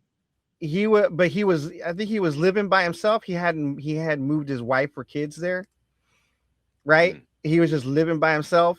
And then later on in the documentary, he had moved back to where they Louisiana. are, back to where they were living, right? Because I'm pretty sure it's because he ran out of fucking money. Mm. You know, because he's just living outside of his fucking means to try and get more money, right? And then that's when they started asking his wife about, monogamy and being able to like sleep with other women. And she, to his credit, she took the Kool-Aid. She drank the Kool-Aid and Yeah. was saying the same shit he was saying. So that dude's like probably the most But- pimp out of all of them. But she gave a good reason. She said Yeah. all the other dudes she's been with lied and cheated. Yeah. So the fact that he's being upfront Yeah. makes it better. So she's at least taking that. Yeah. And now It's one she's of- trapped. it's- She's trapped yeah, with kids. It's So one of those. like, It's one of those where it's like, why are you with this dude? All he does is cheat on you. And her response is, well, at least he doesn't beat me. yeah, That's one step Wow. above that. yeah. God This damn. one doesn't beat me, and he has a lot of money, so I ain't. Yeah. He still Right. has money. Yeah. And now They she's still live in a trapped. pretty good ass house, dude. Yeah, and now she's trapped because They got 3 kids. they got 3. She got 3 and pregnant with another No, one. they or was it they 2? had 2. They had 2. And she was pregnant with the So- one, which so I'm now pretty she sure got- she's already had. So Yeah, so She- now she has 3 kids, and that was the other reason why you should marry. Because I'm like, nigga, the child support she gonna get from you is gonna be insane anyway. So you might as well Yeah. just marry her anyway, right? yeah. But he was also like, he just basically had to say the shit out loud, but you could see in her face she wasn't 100% down. With Yeah. it. Even he wasn't 100%. Mm. Yeah, even you could tell you could tell in all He these lacked guys. the courage of his conviction. Yeah, you Yeah. can tell in all these guys, Like- whenever they were asked, they were not all 100% with what they were doing, and they probably wouldn't be doing it if it wasn't for the fucking money. If it was weird because it was like, in order for him to say the shit, he had to get angry, like, he had to like rile himself up, when he's talking about fucking other chicks, and he was like, yeah man, I'll be out on a date with a bitch, and they'll be like, "Aren't you married?" He's like, "Yeah, here's a picture of my hot wife right here." You right? But I'm like, and even the interviewer's like, "What's with all the aggression? Like, Yeah. why this become adversarial?" Right? If you're Right. married, That's you weird. shouldn't be dating. So the girl is asking, "Aren't you married? Why are we here if you're married?" Right. I need an And instead of explanation. just be like, It makes "Well, sense. yeah, my marriage is open and we do shit like that." So cool. Right? You didn't have to like get all aggro about it, you know? Yeah. So so like all these dudes ain't living the life they're portraying. Or they're fucking up good relationships trying to promote this shit because it's selling. Yeah. And That's a good point. that's what I see when it comes to when it gets to Nico. So I think Tiki Taki and Nico are the ones that really lay out the landscape, right? Tiki Taki's like, hey, I'm here to get money. So basically, I'm gonna say whatever it is that's gonna fill my pockets. If this shit goes sour tomorrow and playing video games all day while live streaming becomes a thing and the most profitable, then that's what I'll be doing. If fucking old niggas in the ass become the new thing, I'll be fucking niggas in the ass to get this cash. Like that's Always making it gay. Hey, Jones. that's the love. Well, It was already gay to begin with. That was a callback. Yeah. To previous conversations. Okay. My goodness. Sorry, I forgot. Or that we're all previous gay. topics we've covered, right? Yeah. HS ended up getting arrested, Yeah. and I For- think for- he's serving some time. Did he do a hit and For run? what, being gay? Yeah, I think it was or like just a, driving it's like- without insurance? There was a I believe BJ it was a DUI. It was a DUI, driving without insurance, and it might have been a hit and run. Oh, okay. Fuck. Yeah. So peace out to him. And then Is he dead? nah, I mean he's in jail. So he's doing hard time. Now he's gonna come out and start selling prison stories. Yeah. Because that's become popular now. So, and then when you get to Nico, another thing, he didn't do a lot of research on Nico. He did research on Nico in the past year or so, right? But I knew about Nico when he was just a comedian. You know, another podcaster / comedian I listened to, Dante Nero, was trying to mentor Nico before he kind of starts sliding into the red pill bullshit, right? And This is this Nico guy?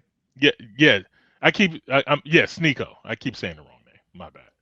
But he basically just made a decision to go full on into this zone because I've seen several iterations of Nico. Like he was doing man on the street interviews, he was a comedian, and then he started getting in heavy into this red pill shit, going on to their different podcasts and talking shit. And now he's like full on MAGA. And then last thing I heard about him like a week or so ago, that this nigga was like might be gay or some shit. You know them dudes that the Groypers, I guess. Is those Oh dudes yeah, Nick who don't- Fuentes. Yeah. He seemed, somebody said he was going into that pile. You know what I'm saying? Who? Sneeko? Yeah, Sneeko. Sneeko. Okay. Yeah, but then he became a Muslim. Yeah, and then he became a Muslim. But no, I think he became a Muslim, but now he might be a Groyper.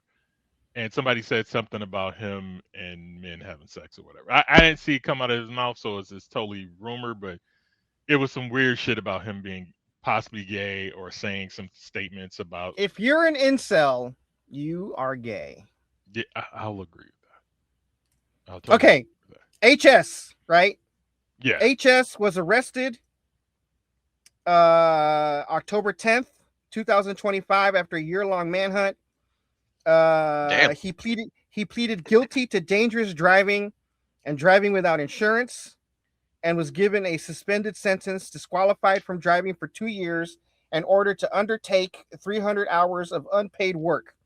He was also sentenced to a 3-month curfew and ordered to be electronically monitored, complete an extended driving test after 2 years, and undertake 30 days of rehab. That was light. That is the most. Yeah, You got that is lucky. light. That's all right. Most guys like him, they end up right back. Do you know how much money we would have if we would dove into that segment? What's that? Do you know how much money we would have if we would have went into the red pill segment? I don't understand. We're a podcast. He's saying if we would have went into that segment, yeah, as in that segment of entertainment, yeah, instead of what we're doing, yeah. Oh, but no, we got to have morals and shit, and we got to be funny. Yeah. No, you know, I had a dream / you know the other thing, right? You know what the problem? You know what our problem is? What? We are real men. Well, that too. I don't got no lies to sell you people. Yeah. That's the most unfortunate thing, is we are actually real motherfuckers. I only lie to save the skin on my back. Because we've gone out and done real shit, right? Like, what have these motherfuckers done? What have they done other than this? You know what I mean? Like, Chino and I, we were in the fucking Navy. You know, we've been to the fucking Persian Gulf on a ship, but we were still there. We had to go through the Straits of Hormuz. Was Myron actually an FBI agent? He applied. He was an agent for the Department of Homeland Security. Yeah. Oh, he's an ICE motherfucker. Okay. Well, the thing I've always said about the red pill community, after diving into it, it's always been incomplete, because I think the problem that most people who take this red pill, so to say, is we believe that these ideas and the things, these ideologues are proliferating, exists in a vacuum, when it clearly fucking doesn't. Look at state of social political affairs in the country, just the country, not even the fucking world, right? It shows you how messy humanity is. And I think that's what they're missing, is that these ideas look great on paper. It might look great on paper, right, at first glance, but it's complete, and it fails to recognize that there's another perspective, another option, another way of looking at things. It's very, it's very rigid. It's not something that you should live your life by if it doesn't stand the test of practical application. Does that make sense? Yeah. Like, in its practicality, does it make sense? Is it equal everywhere in your life? If it doesn't, then you have some more fucking investigation to do, don't you? Yeah, but people are fucking lazy, bro. And that's the thing. Well, yeah, I like I said, you're a human, so like people are lazy. There's a reason why they take this red pill, because they think it's a magic bullet. They think it's a lot of these niggas is just it's a fix-all. You know what I'm saying? Like, it's a game of like, they're afraid of what? They're afraid of getting their feelings hurt. Oh, like, it's kind of like ego driven. Like, I don't want to be disrespected. I don't want to lose a girlfriend. I don't, it's like, no, nigga, the game is you get hurt. Like, you don't play football and never get tackled. You know what that sounds like? What? That sounds like women. Yeah, it's bitch ass behavior for certain. You know what I'm saying? Like, you might want to minimize some risk, but you can't get away with no risk. You know what I'm saying?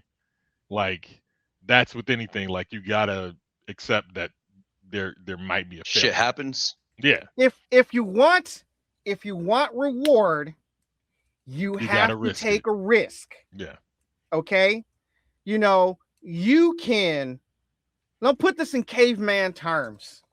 All right. You can, you know, stay in the cave, you know, and just live off the other human beings, but they're going to get tired of your ass living off of them. Sooner or later, they're going to kick you the fuck out. All right. Now, you either just, you know, caveman the fuck up and get out there, start by picking berries and nuts and, you know, digging up roots and shit. But eventually, if you want to have any kind of pussy in your life, you're going to have to go out there and go help hunt the woolly mammoth, man. Yeah. Yeah.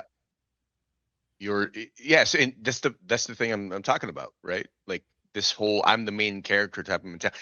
This whole thing is ego driven. And you can't hunt the woolly mammoth by yourself. It's a team effort. Right. Exactly. Like just like these ideologies, you do not exist in a vacuum. You're not the only main character.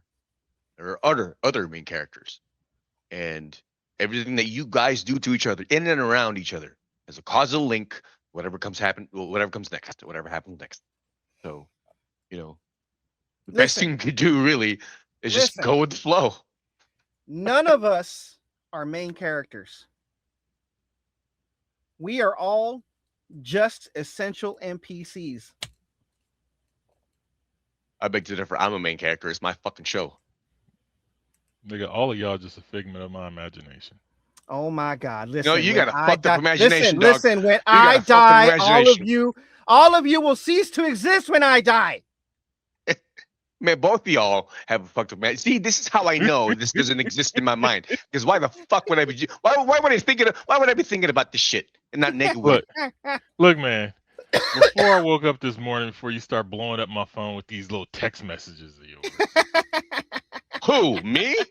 Y'all. I don't know how many times good sleep was fucked over from a 5 o'clock in the morning text from my homeboy. All right, listen. All right, it's Sunday. All right, I'm up at the Lord's hour. You know, gotta be up before the roosters.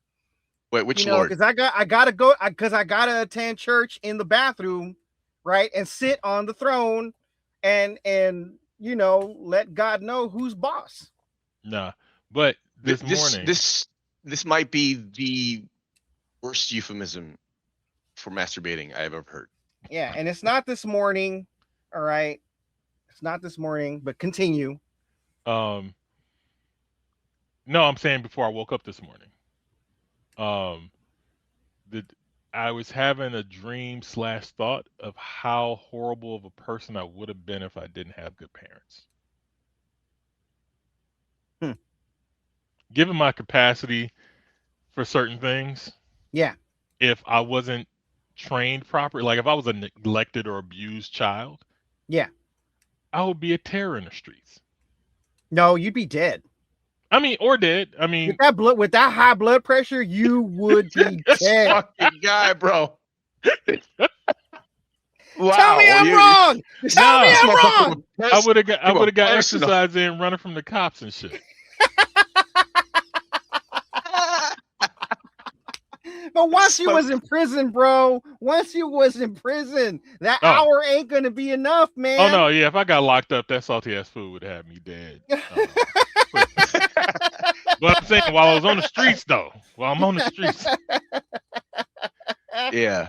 You know. See, oh man. I was gonna say that I didn't grow up. I didn't have good parentage, but I did. You know, even though certain things, terrible things happened. I still had a very structured. Yeah. I had somebody else very come in and rigid structure. Yes, exactly. Like, you know, there were still. It wasn't militaristic, but you know, the military influence of my grandfather is what kind of, you know, shaped the whole thing. You know, it's what informed his decision to raise the family that way, and it was, I thought it was great. You know, I am like I am a firm believer of it takes a village to raise a child. All right, because I did not come from a broken home, and I was raised by more than just my parents. Yeah. All right, Me too. I had my yeah, uncles I around. agree. I had my Yep, uncles same. around that taught me a whole lot of other shit that my parents would not have exposed me to, given the limited time that they spent with me as a child. You know. Yeah, absolutely. So I'm a firm Absolutely. believer of it takes a village, man. Yeah. Yeah. Like my family's huge. They're all in LA, and I spent time around the majority of them. Yeah. Growing up, so outside of, you know, like because of that, I always felt protected, looked after. You know, I was never in fear of anything major. Yeah. So, you know, just given Yeah. my natural personality and shit of being a cactus, everything was gravy. Like I don't need that much water to survive, and I had more than enough. You know what I'm saying? Yeah. So Because I'm going to tell you, look, I was raised right. Right. So if I'm a dick or an asshole or both, that's all me. Do not blame my family. yeah, like I developed that shit on my It's own. innate. yeah, It's like, innate. Yes, like it's yeah. latent. Ladies and gentlemen, is what he's saying. It's naturally how he is. That's Yeah. right. Had nothing I to was do with his born. I parents. was He was born. raised. I was born I a get it. murderous cat. I was born a murderous cat, and y'all are lucky Yeah. that I did not This come is- from a broken home. Because I would be an assassin. All right, I'd be You an know what? assassin, taking dick and giving dick too. You know what? You know. I'd be Willing, out I don't there know that's why right. you would want to I'd take be willing out it. there to- like the jackal, willing to- son. Willing to do willing to do the gay shit to get the job done. I get it. I love it. But look, now you know I have to complete the circle.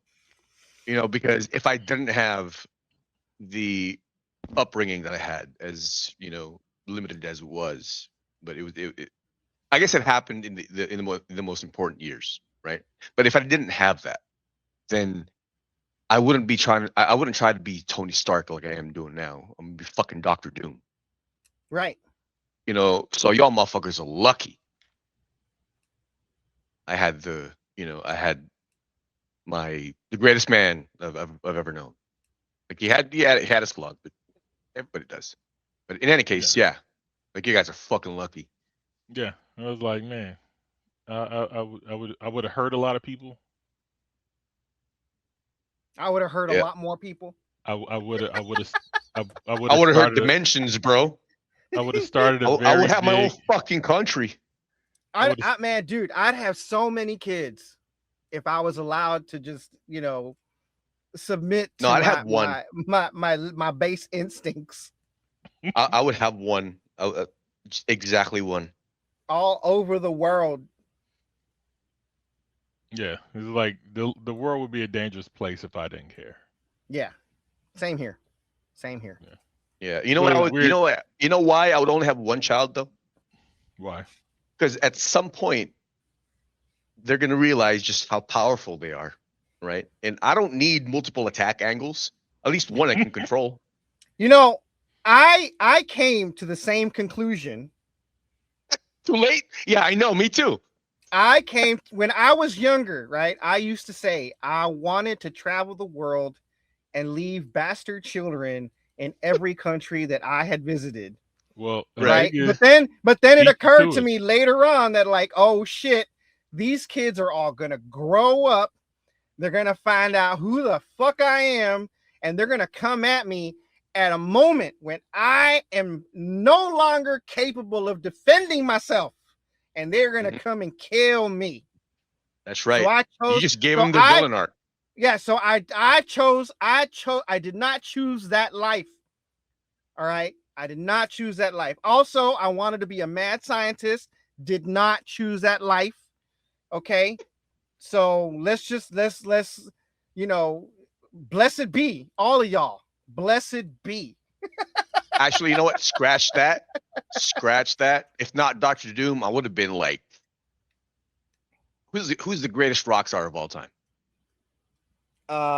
Damn, greatest rock star, Prince. I would have been above Prince. There you go. See, we I missed would have. out. I would have There had. is. Bro, Look, rest I would have assured. had this. The entire world would have been my pasty part. Rest I'm just assured. fucking saying. Rest assured that there is a dimension out there where everything that we've just speculated is true. Yep. Agreed. That's a motherfucker Infinite too. worlds. I love that. Infinite worlds, man. Yep. Somewhere out love there, that. and in one of those worlds, I'm still leaving bastard children all over the world. Yeah. You know, Do you know why? Do you know why I wanted to be a mad scientist? Because I wanted to make X-Men. I mean, fair. That's fair. I just wanted to tinker. I just wanted to tinker. Yeah. Halloween one day, my mom made me a lab coat. I spiked up my hair, and I went trick-or-treating as a mad scientist. Literally tried to look like Einstein. Yeah. I wonder if I was in elementary school and I fucking had a little lab coat for Halloween, you know, and I went out there like, are you a doctor? No, I'm a mad scientist. you know, the fact that 2 points. The fact that number one, you were asked like, are you a doctor? Like that didn't get the whole mad scientist shtick you had going on. Right. It tells me the poor state of mental affairs. The what? In the world. Poor state of mental affairs in the world.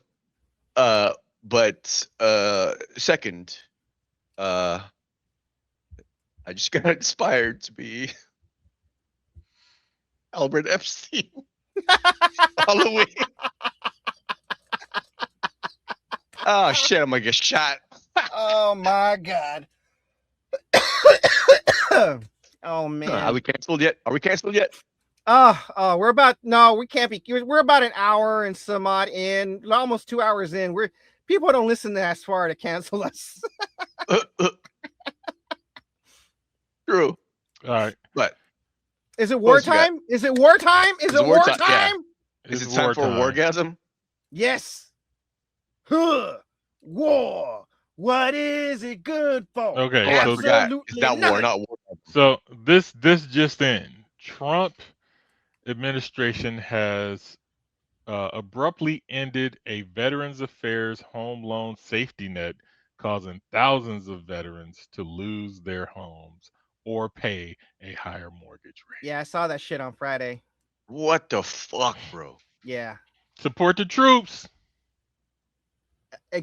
But only when they're in war, not when they come back. It's the Vietnam way. Son of a bitch. Really? Yeah. You're going to cut their legs out from under them just like that? Well, I mean, technically, if they had already lost their legs, now you're cutting them off at the prosthetics. Man, they're already down. You ain't got to fucking kick them in the nuts again. I mean, that's right. That's what Trump is doing. He's not even kicking them in the nuts. He's taking their legs out from under them and letting them land on the nuts. Man, this fucked up, man. I'm a veteran. I can say this shit. It's fucked up though, but yeah. Like he's out of line, but he's right. Yeah. Oh God damn it. Whew. All right. So have y'all seen the fucking propaganda videos that Iran has been putting out? Like they're hilarious. They're fucking hilarious, dude. And partially I'm sorry. racist. I'm so sorry. Before you play it, they all use a black rap voice. Bro, before you play it, I just want to say that this is the kind of asymmetrical warfare that I was counting on, for the next conflict that we're in. Because let's face it, like round for round, ain't nobody fucking with us, right? Bullet for bullet, ain't nobody fucking with us. So, like, at least for me, having Machiavelli and Sun Tzu in the back of my head, like, asymmetrical warfare is the way to go if you're gonna be in conflict with someone like us, right? And this Yeah. is the exact kind of shit I want to see. Oh man, Let's see this. I don't know. Let's see this shit. I don't know if I saved any on the Instagram. Let me check. I may have. I'm gonna have to look. I'm gonna have to look then. Let me look at it. Let me go on the Insta first. God damn! Every time, fucking booty. This is booty. This is what Can't people get don't distracted. understand. Can't get distracted. This is what people don't understand, right? This is the most modern minute that has ever happened. And it's occurring at the pinnacle of human experience. You know, like we have so much fucking knowledge to how to do shit, and the practical applications of which, you know, are actually near infinite, right? If someone could be creative enough to use something for something in a state of conflict. What I'm trying to make is that you're going to have the best fucking weapons, but when it comes to conflict, there's more than one way. There's more than one way to win a war than just sheer overwhelming force. You know what I mean? The fact that they're releasing this kind of shit tells me that this is a different type of conflict that we're engaged in. Yes. You know, vastly different Right. from World War I and II. Oh, search. Hold up. So, like, this is probably the most pedagogical regime in recent memory. I don't know if you guys would agree. For the people who don't know, pedagogy is the. I thought. Oh no, not pedagogy. No, not pedagogy or pedagogy. It's a demagogues. Demagoguery. I misspoke. I'm sorry. Demagoguery. Yes, that's what I meant. And for the people who don't know what demagoguery is, it's when a political leader gains power through how do I say it? Appealing to people's prejudices, emotions, basically, you know, something a populist would do, right? And so that type of rhetoric is what's influencing this conflict, you know. And I'm not sure if this is worse than, you know, the demagogues and the ideologues of World War II. I mean, Okay, you ready? Mm-hmm. Yeah. Okay. Here we go. Yeah. You crossed the ocean just to find your grave. Sacrificed your own boys for a lie. Listen. Yeah. Yeah.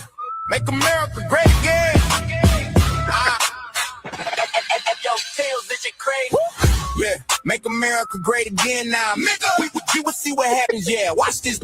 Sacred defense, we protecting the soil. Why you sacrifice soldiers to pay for your spoil? You first who ran the blow, sitting on your throne. Now we turning every base into a bed of stone. It's a slaughterhouse, a trap you couldn't see. Welcome to the graveyard of your vanity. The secrets are leaking. The pressure is rising. We locked on the target. And now you are hiding. LOSC. Yeah, we spelling at your name. Send them to the slaughter, you the only one to blame. Bleeding for a fucker while you shaking in your sweet. LOSC. Taste the ass of defeat. LOSC. Yeah, we spelling at your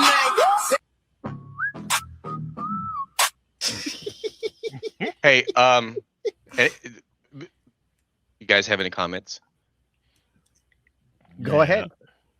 You first. So, okay, so I still stand by what I said about asymmetrical warfare, but I'm sorry, the production is ass on the music.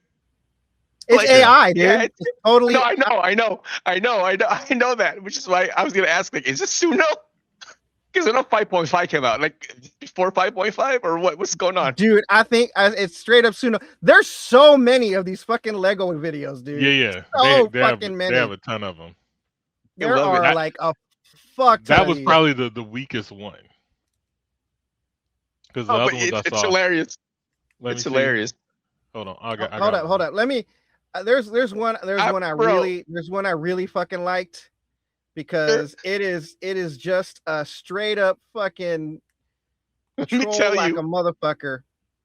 bro. Hold on. Let me tell you exactly when I knew this is AI. When the motherfucker say it, what did it say? Graveyards are your vanity. Like, no, No, they Tupac got ain't one. gonna say that shit. They got Tupac ain't one gonna for- say that shit. Weezy's not gonna say that shit. Fucking the baby ain't gonna say that shit. No. Okay, look, check this out. This is one of my these dude. This is the propaganda guy, right? Like, this is the propaganda dude. And I got a what is it? An Instagram dossier on his ass. But this dude, right? Look at this dude is drinking a fucking fruit juice. He's got a dude in a fucking orange vest with the fucking what is that? A cravat? He's got a cravat, and there's a missile. on There's a rollerblades. missile launching behind them, dude. Both of them on rollerblades. And they're both on Oh. rollerblades going down this To- fucking desert road. To these guys who are on the video, I just want to ask, how did your parents feel when they found out that you were gay? There's Oh, anything man. wrong with it. I just, because like you should have been, like you should be treated with compassion. I just want to know if you were. Check this out. He was big and strong in his eyes and flaming. You can tell it's AI because that straw just suddenly appears out of nowhere. I'm Are we gonna get loving the music scraped from the video? What's that? I'm We're gonna loving. get the music scraped from the video. If it's a, It shouldn't. It's couple of AI. times- there's There's been No, a that's couple of a real times- song. That was a real song. Oh, was it? If Was it? we My might bad. have to. I mean, YouTube gives us the option to scrape fucking songs, but what is it? There's been a couple times when we've had some songs play and YouTube has not fucking flagged us. Hold up. What? I wanted to show this dude's dossier first. Okay, go for it. Okay. Let me show this dude's dossier first. Share screen. Well, wait. All right. And add stage. Okay. So the dude that we just saw in that other video is the Iranian military spokesperson. This dude has a bachelor's degree in mathematics, a master's degree in mathematics, PhD in Western philosophy, apparently memorizer of the Holy Quran, speaks 4 languages: Persian, English, Arabic, and Hebrew. Those languages are not easy. Holy shit.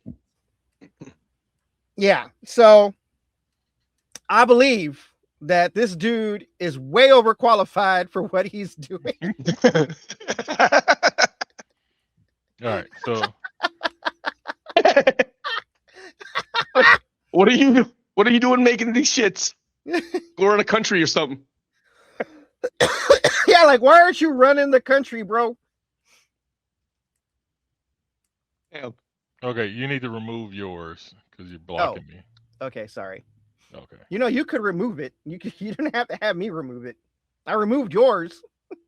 I don't appreciate you touching my thing, and I don't want to touch yours either. Oh, well, I touched it. Can't untouch it. Even Yeah. the fucking courtesy in the show is gay. Fuck is happening? Okay, so this one is Even in one an about. attempt to be courteous. I think this may be the wokest show yet.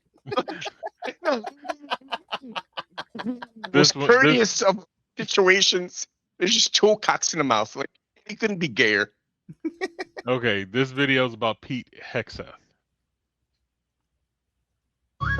Yo, Pete Hegseth. This one's specially for you. You punk ass rapist bitch. Straight from Iran. Your tattoo covered clown with that cafe ink on your arm. Think you a crusader? Nah, just a drunk infidel in a fake uniform. Chain to kill all Muslims. Wasted in the hotel lobby. Sexual assault settlement in Monterey. Blocked the door, took a phone, paid her off quiet, cause Me Too was on. Now you secretary? What a joke, bro. Cheated on wives, multiple affairs, kids in the mix, family man, hell no. Handsy with women at Fox, drunk on the job. Your own team say, yo, this dude toxic. Couldn't even guard Biden's inauguration. Your own military said next. Book called American Crusade, dreaming holy war, but reality check.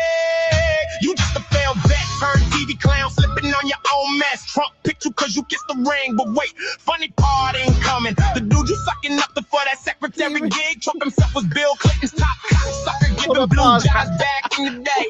Real talk. Why is it you fire? out here going for access. Why?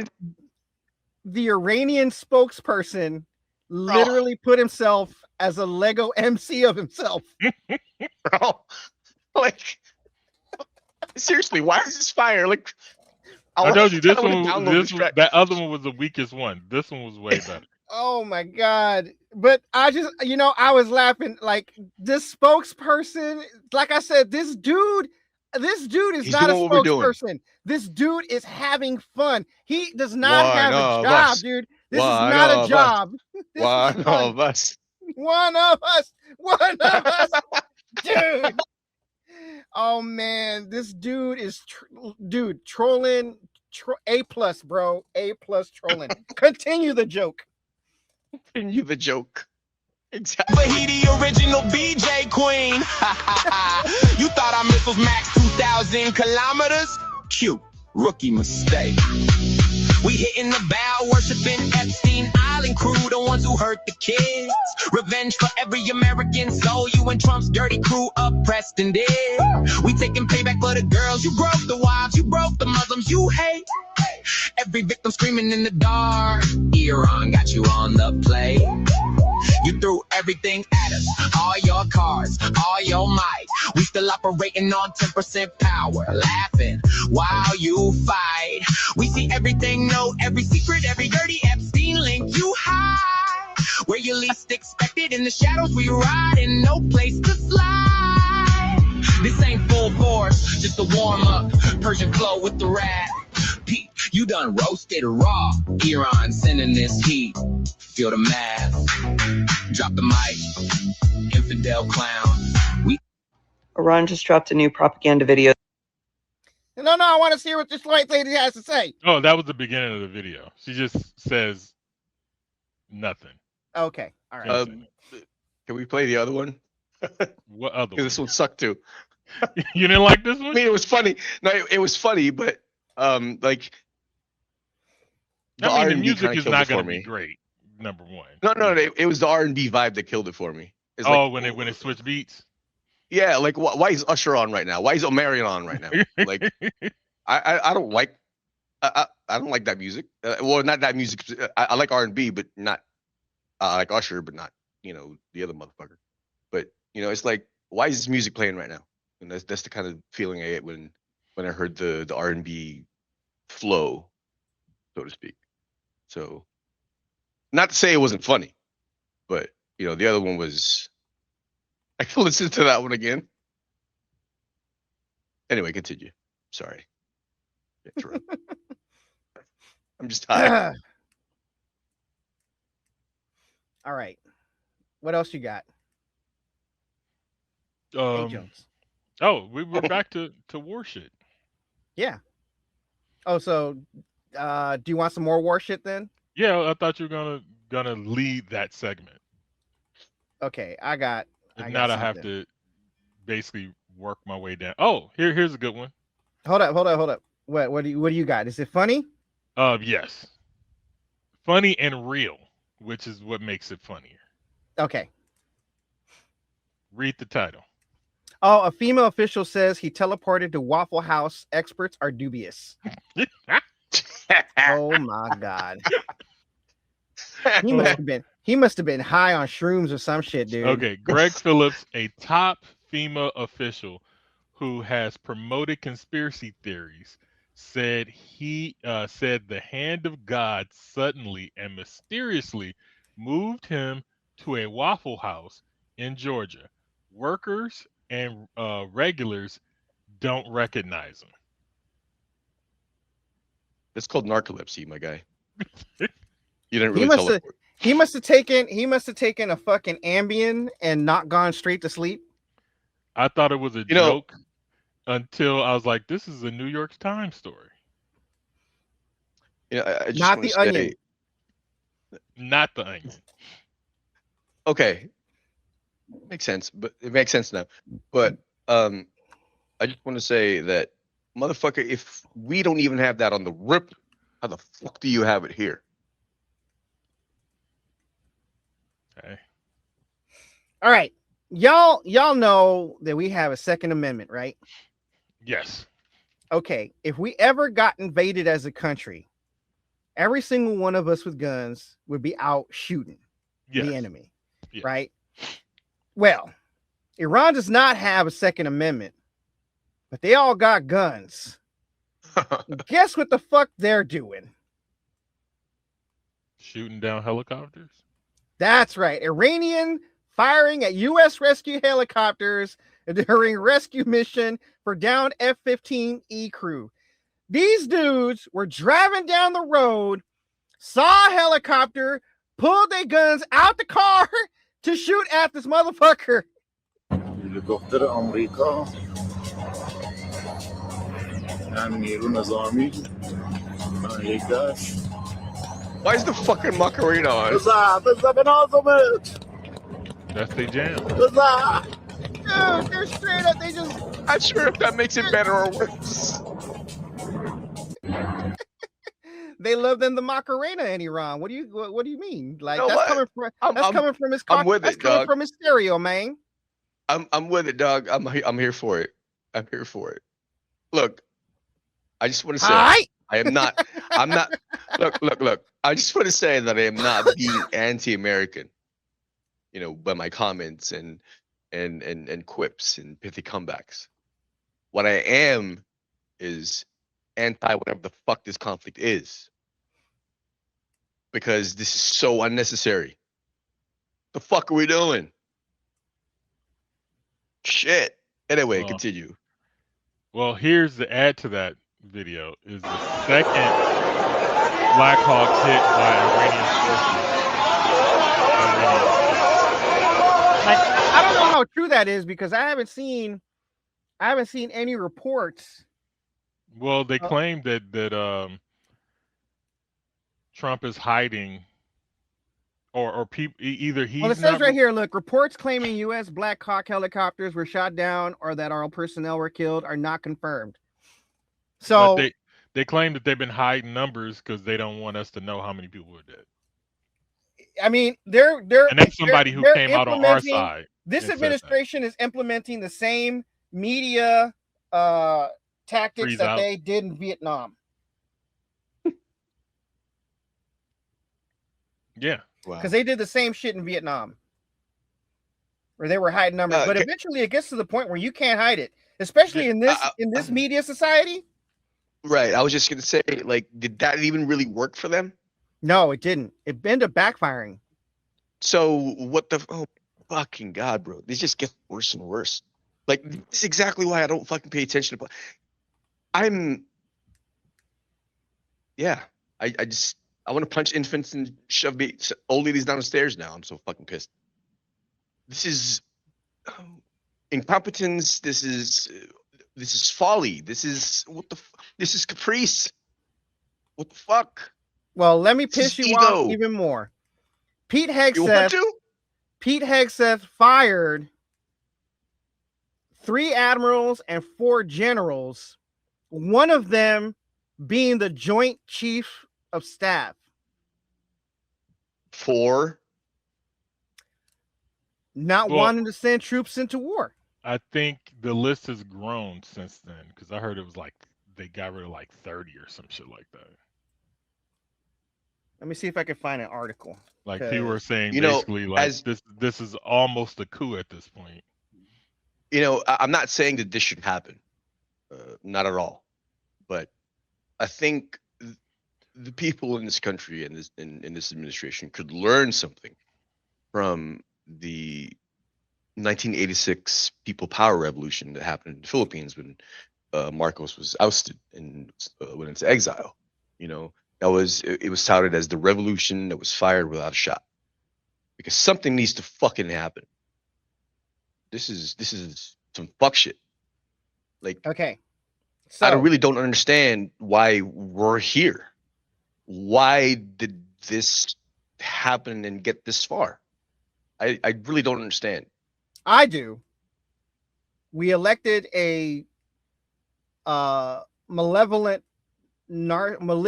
narcissist with prefrontal dementia. That's what I don't understand. Why? Because people treat their political parties like sports teams rather than actual political parties who make decisions of life and death on behalf of the American people that affect not just the American people, but the whole world. And this is the exact kind of demagoguery I was talking about, where I'm not sure if this is worse or better than what happened in World War II. Like, you can make the argument that, you know, that is the worst thing that happened. You know, what happened to the Jews. This is our saving grace. This is hold up. This is our saving grace. Trump is 80 years old with prefrontal dementia. His brain is eating itself on its own, and he's eventually going to kick the bucket. He doesn't have much longer in this world. The dude literally shits his pants, and he's having trouble swallowing. Eventually, he's going to end up catching pneumonia and dying. Every day is too much, man. But at least he won't make it to the midterms. Yeah, we can hope. So, Defense Secretary Pete Hegseth has ousted Army Chief of Staff General Randy George and 2 other generals in the midst of the Israeli-U.S. war with Iran. A Pentagon official confirmed to Time. The Department of War is grateful for General George's decades of blah, blah, blah, blah. Will be retiring from his position and blah, blah, blah. Christopher Leneve will replace George as acting Chief of Staff. A Pentagon official confirmed. The official was confirmed that Hegseth fired the chief of chaplains and the commander of Army Transformation and Training Command. The Pentagon official did not provide rationale for the 3 firings. The Pentagon previously ousted a number of other senior military officials in the months. Among those were most of the joint chiefs of staff, including the former chairman, General C.Q. Brown, Chief of Naval Operations, Admiral Lisa Franchetti, and Vice Chief of Staff of the Air Force, General Jim Slife. This on top of the fact that one of these generals was fired because he and Pete Hegseth argued about the fact that Donald Trump did not want to promote 2 black officers because he did not want to stand next to 2 black people. Mm-hmm. Fucking God. Yeah, well. Okay. I actually have a video. Give me a second. Let me see. Where is my guy? Where's my dude at? Where is my dude? Because this is an actual soldier, former soldier, who met one of these guys, and he was spelling out what these firings actually mean. And my monkey ass just be putting all kind of random shit in here that I have to search to find this dude. Let's see. Yeah. Oh. Where are you, my guy? Where are you? Oh, here he is. Okay. We live in very dangerous times. Oh, dude, it ain't even you have no idea. Check this out. All right. I'm starting to get a fucking idea. So this guy, shout out to Press X Repeat, former soldier. And let's see what he's got to say. Hegseth is a fucking idiot. I just watched a video of him talking about how they're gonna try to let soldiers, service members carry privately owned weapons on base. Oh, this is a different He says our service members are trained among the best in the world. Motherfucker, I spent 12 years in the Army in a combat MOS. And the amount of negligent discharges that trained fucking people have, not to mention half the people in the military are fucking insane. I can say that I'm a veteran. It gets better, though. Today, he fired the Army Chief of Staff, Randy George. Randy George was my first brigade commander. I've met Randy George. I sat in the back of a fucking truck with Randy George. This was in 2009. I just got to my unit in Colorado, and they threw me on this fucking ruck run. It was a competition, a brigade-wide competition, and I was good at running and rucking, so they threw me on it. Colorado for like 2 weeks, fucking altitude, man. So I did the first leg of this race for our battalion, and when I got picked up by the truck, handed off my baton or whatever, I get in the truck, and the only other guy in the truck is the brigade commander. And I'm this brand new soldier, just been at the unit for like 2 weeks. Scared the living shit out of me, but he was the nicest fucking person ever. It was Randy George. Randy George has way more experience than Pete Hegseth. This is a fucking travesty. Pete Hegseth. Here, Yeah. I got one on the same topic here. Bust this one. Starting to get pissed. I'm starting to get pissed. Volume. Let me load this on fucking military installations. On base. Supposedly meant to be a secure environment protected by authorized personnel on duty with firearms. People not on duty now can open carry because it's their God-given right. I'm still trying to figure out which God gave anybody the right to bear arms. Like, if God, I'm not even joking with you, if God is real, his emission rate is about to go up. I'm not joking. I'm dead ass.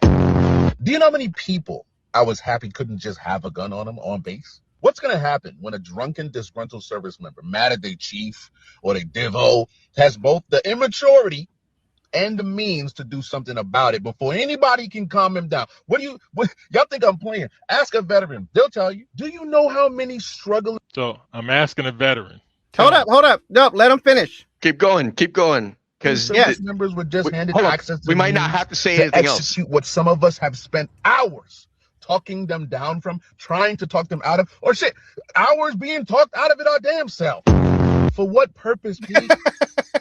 For what purpose? No, Y'all he's not already lying. sending people's children to combat on less than a word from your friends, and now this? How is this a benefit? Like, what do we gain? I swear this dude is like a E2 with a good idea fairy on his shoulder, whispering all manner of bullshit to anybody in his line. It's like, don't know nothing, can't lead nothing, has done fucking nothing, but ready to tell everybody what he learned from working at McDonald's last summer while he was in debt. This man is the if I was in charge E2, doing and worrying about everything except his job. There go Pete. Why don't we just blow up their boat before we confirm they have drugs? Because that's a war crime. Pete? Well, if I was in charge, I would just do away with Geneva. Like, I don't even have to pay attention to it. Bro, and then this dude is talking about not all enemies are foreign. We know, Pete. We know some of them are running the show into the ground right now. Listen, I'm going to tell you this, man. When I told my pops that I was joining the military because I couldn't find no way out, like I couldn't get off the street. Like I remember we was on the phone when we had that first conversation about it. And I remember the silence. Then I remember the acceptance in the silence. It was palpable. I could hear it. And I remember like it was quiet. And then the only thing that broke that silence, he took a deep breath and I heard him on the phone. He said, son, listen, these people love sacrificing our bodies. It's almost like a ritual. You go in there, you do what you got to do, you get what you need to get out of it, and you get out. Pops wasn't lying. Those words have never seemed truer because it seemed like these people are just creating more ways and reasons for us to die or be killed for no reason other than the ones that they literally just make up. So off-duty personnel can now open carry. All right. Thank you, Dodd Khalif, for that. Shout out to you. I got my. Hold up. I got one more. I got one. Wait. Before you do that, actually, does this have to do with open carry shit? Same thing. This is from right. Navy, retired Navy Chief, Charlie Jr. All right. Stand-up comedian. Yeah, stand-up comedian. I'm telling you, this motherfucker is funny. Check this out. Everybody sending me the new news about the Secretary of War allowing people to carry firearms on military installments. off duty. You know, just off duty. Do you know over half the people that are qualified and allowed to carry firearms while on duty, they shouldn't even be qualified to carry that shit. There's some incompetent motherfuckers already walking around with firearms that shouldn't even have them shits. Trust me, I knew some. I knew some, goddamn. And y'all can give everybody the option to do it. Man, what the fuck? Y'all just doing shit. Now y'all just getting papers and signing them shits. Now I'm so glad retirement came and got me. This shit is wild to me. Yeah, man, I can see it now. You say what? You know what? I'm sick of this shit. Don't worry, I'll be right back. Boy, these YNs finna go crazy. And I ain't talking about yeomans. They got switches and everything. But y'all really okay. Okay.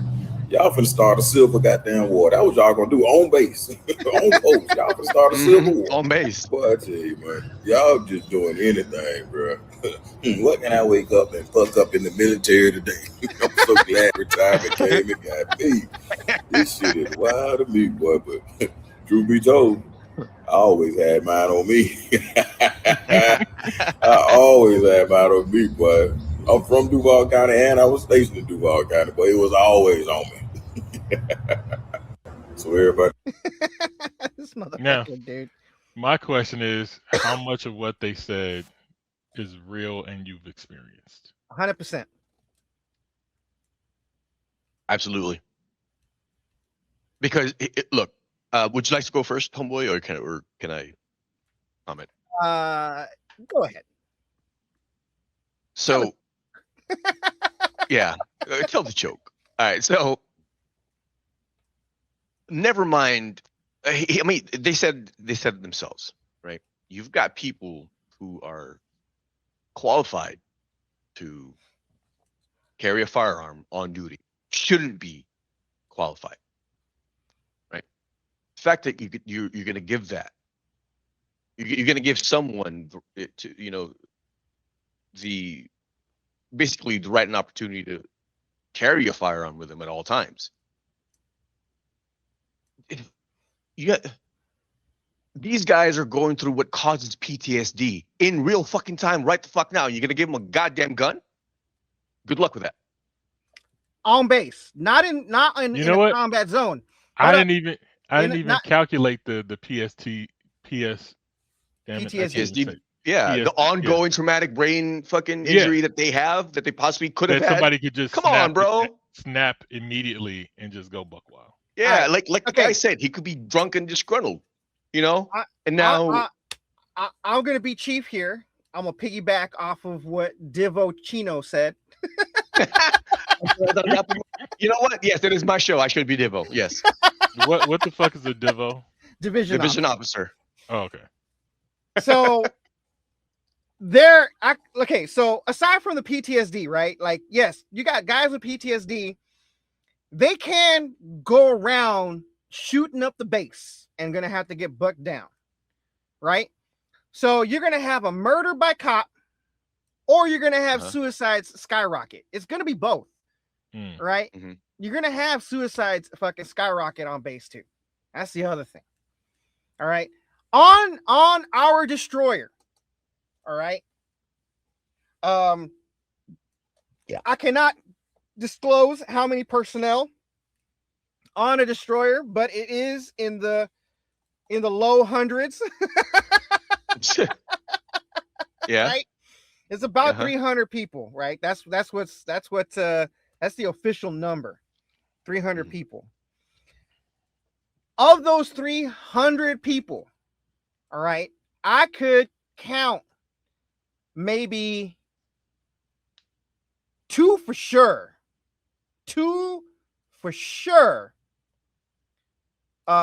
Maybe 5 in just my birthing, which is 100 people. And your birthing was that big? Holy shit. And that's combat, because it's combat systems, bro. Combat ship. No, I get it. But yeah, I thought we were a lot. I thought engineers was a lot. It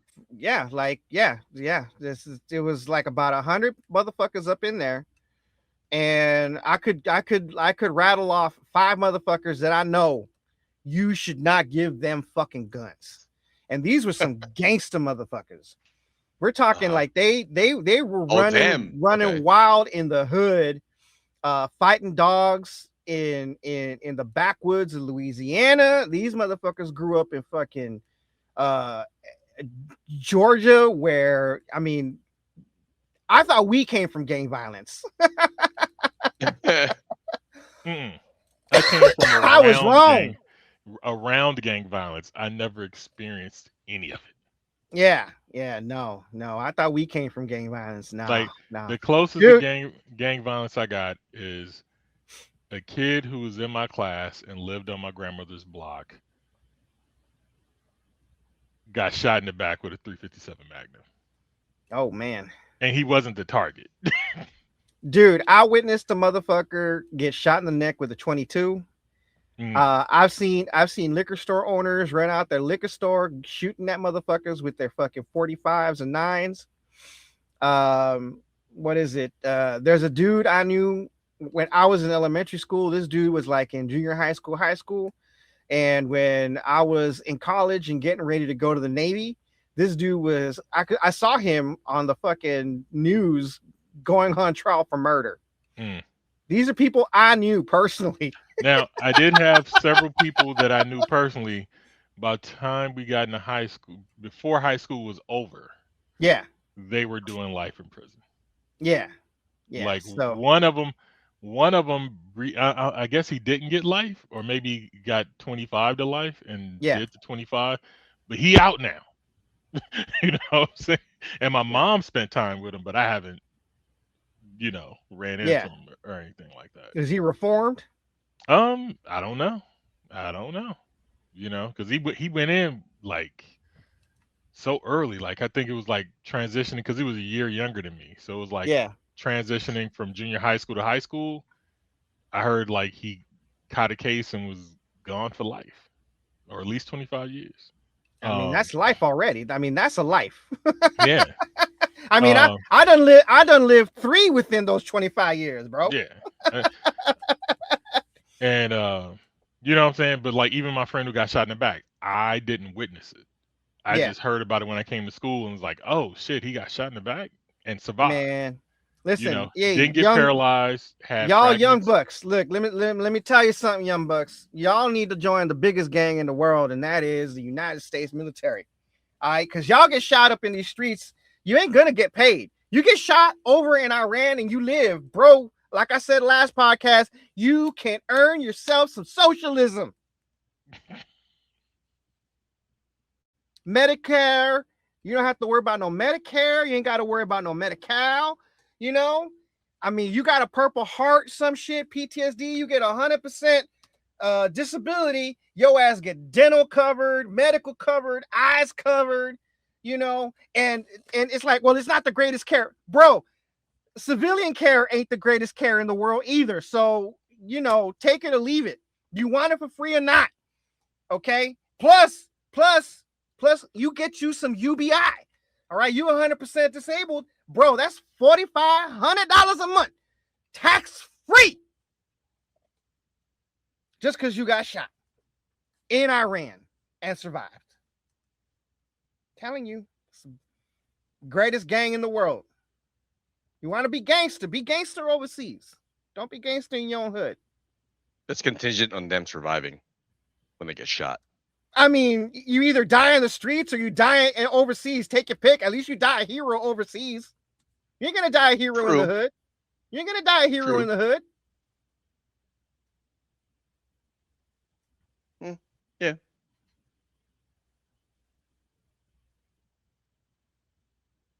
Anything else? But yeah, what else to answer to your point, Hey Jones, yes, everything they said is true. And we do not dispute any of that. And we don't believe motherfuckers should be carrying guns. In fact, I was glad that motherfuckers could not carry guns on base. Yeah. So glad. Exactly. So glad. Like the military is its own microcosm and it's got its own rules, and there's reasons for these fucking rules. So listen, all you got to do is watch the beginning of Full Metal Jacket. Okay, just watch the boot camp part and you'll see why motherfuckers should not carry their own goddamn piece in the military. On base. Exactly why, yeah. Because that's just boot camp, bro. It's not even combat. Yeah. We weren't even there yet. Yep. Yeah. It was just on their way. And it fucked them up so badly. When you're on the ship, do y'all have MPs on the ship? We got one. We have Master of Arms, yeah. So he's a police guy.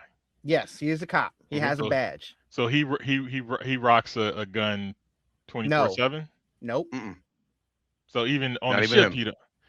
So this is only on base. This is not when you're on the way on the ship. Yes. Yeah. Or on base in wartime. Master at Arms take care of security on base. And they carry. Yeah. You want to know why they carry? Because motherfuckers be sneaking their guns on base. Facts. Facts. Like Chief said, hey, I always got mine on me. You know, and there's a reason for that. There's a reason. You know, your friends are crazy. I remember, I don't know if you guys remember, but there was a story. There was a story about a few years ago where some sailor fucking snuck a gun on board his ship, and he had to get bucked down by the fucking officer of the watch because they shot the petty officer of the watch. So during your time on the ship, there was no misfires on the ship. There was one negligent discharge that I was aware of, and it's because the watch standard had a shotgun strapped over their shoulder, and they leaned up against the fence. And then when they leaned back forward, the fence pulled the trigger and almost blew their head off. Ooh. Shit, I was fucking lucky. Yeah, if they weren't so short, right, and the barrel wasn't higher than their head. Yeah, the barrel was higher than their head. If they weren't so short, they would have had part of their brain blown out by the fucking gun. Shout out to that short king. That's right. That's crazy. It's like you're gonna give motherfuckers just here. Might as well give them a gun, you know, at that point. Yeah. Right? Yeah. In the gun, years, you got a gun, everybody gets a gun. Yeah, and that was before I got to the ship. While I was on the ship, I never heard of a negligent discharge because we were all trained well enough that didn't happen. Even our VBSS teams didn't have that negligent discharges. And you know what? This is what Homeboy just said shows what proper leadership and thinking and rhetoric looks like. Not this bullshit, you know, fucking God give. What the fuck? Really? Like, did you not think about this? No, of course not. This is like this is fucking Fox. This dude is a fucking Fox News talking head, bro. This is tantamount to verbal diarrhea. Yeah, you know, this is verbal incontinence. You know, I'm just saying shit. Really? Go ahead. You know what? Go ahead. Fucking give everybody a fucking gun. Go ahead. You know what's funny, right? This dude is highlighted outlying shootings on bases, right? They're outlying cases and said people, military service members should carry a gun in order for them to protect themselves from these outlying cases. By allowing that, by doing that, you are creating the circumstances under which you force people to carry weapons to defend themselves. Yeah. Because the more guns you allow, you increase the statistical probability of someone going apeshit and shooting somebody, which then perpetuates others to carry guns to protect themselves from the motherfuckers who can potentially go apeshit who are allowed to carry. If that didn't exist, you wouldn't have to worry about it, because instead of it being an outlying case, it then becomes a norm. Yeah, exactly. It's like it's all statistical probabilities, man. It's a, what do you call it? It's like dousing it in gasoline almost. You know, and striking a match. Like, what did you expect is going to happen? You know, it's stupid. It's one of the dumbest decisions I've seen this government do, and it's been a lot. And what do they mean by personal firearms? Do they mean just pistols? What about shotguns and assault rifles? Yeah. Yeah. What if I have a laser? Can I bring that? You know, I mean, we just had a case where a Marine was literally stealing ammunition and a missile. A missile or a rocket. Jesus fucking Christ. Dude. Look, the fact that it goes boom is kind of, you know, the important part. Whether it's a rocket or a missile at this point, you know, like the fact is it was stolen. If it could be a rocket, everything the Marines carry is guided. Yeah, so either way, whoever receives that, you know, freedom is bye-bye-nated. Yeah, all I know is every veteran on Instagram that I have that has popped up in my fucking feed all say the same thing, which is like, we all know motherfuckers that should not be carrying guns, and now you're gonna let them carry guns? Like, y'all are fucking stupid. Stupid.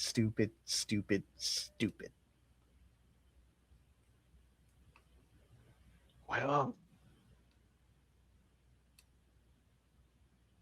all right, Deadpool time. Unless there's more. I got nothing else. I mean, oh wait. Oh, Hold I on. got the Jesus thing in Trump. Okay. Did Trump say something about Jesus? No, this broad called him Jesus damn near. Listen. But the truth of it is you are here because of God and because of you.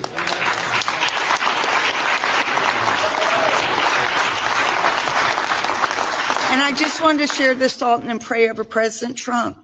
Jesus taught us so many lessons through his death, burial, and resurrection. I can't Can you pause, please? So, if that's true, lady, Trump is here because of God. Never mind the you part.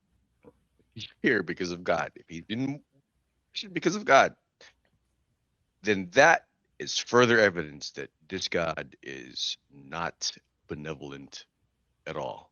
What a capricious fucking God. Holy shit. If this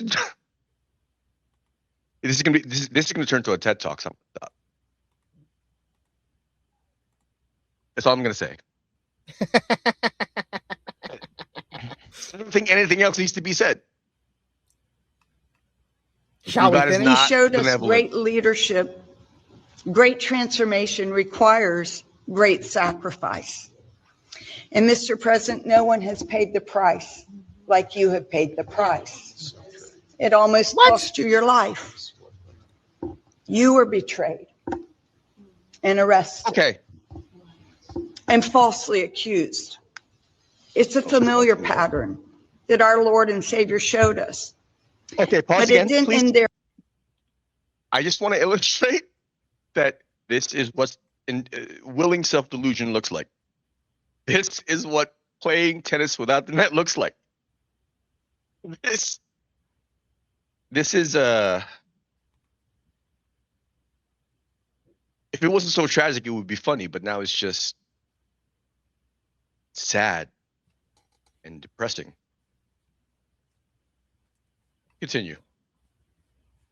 There for him, and it didn't end there for you. God always had a plan.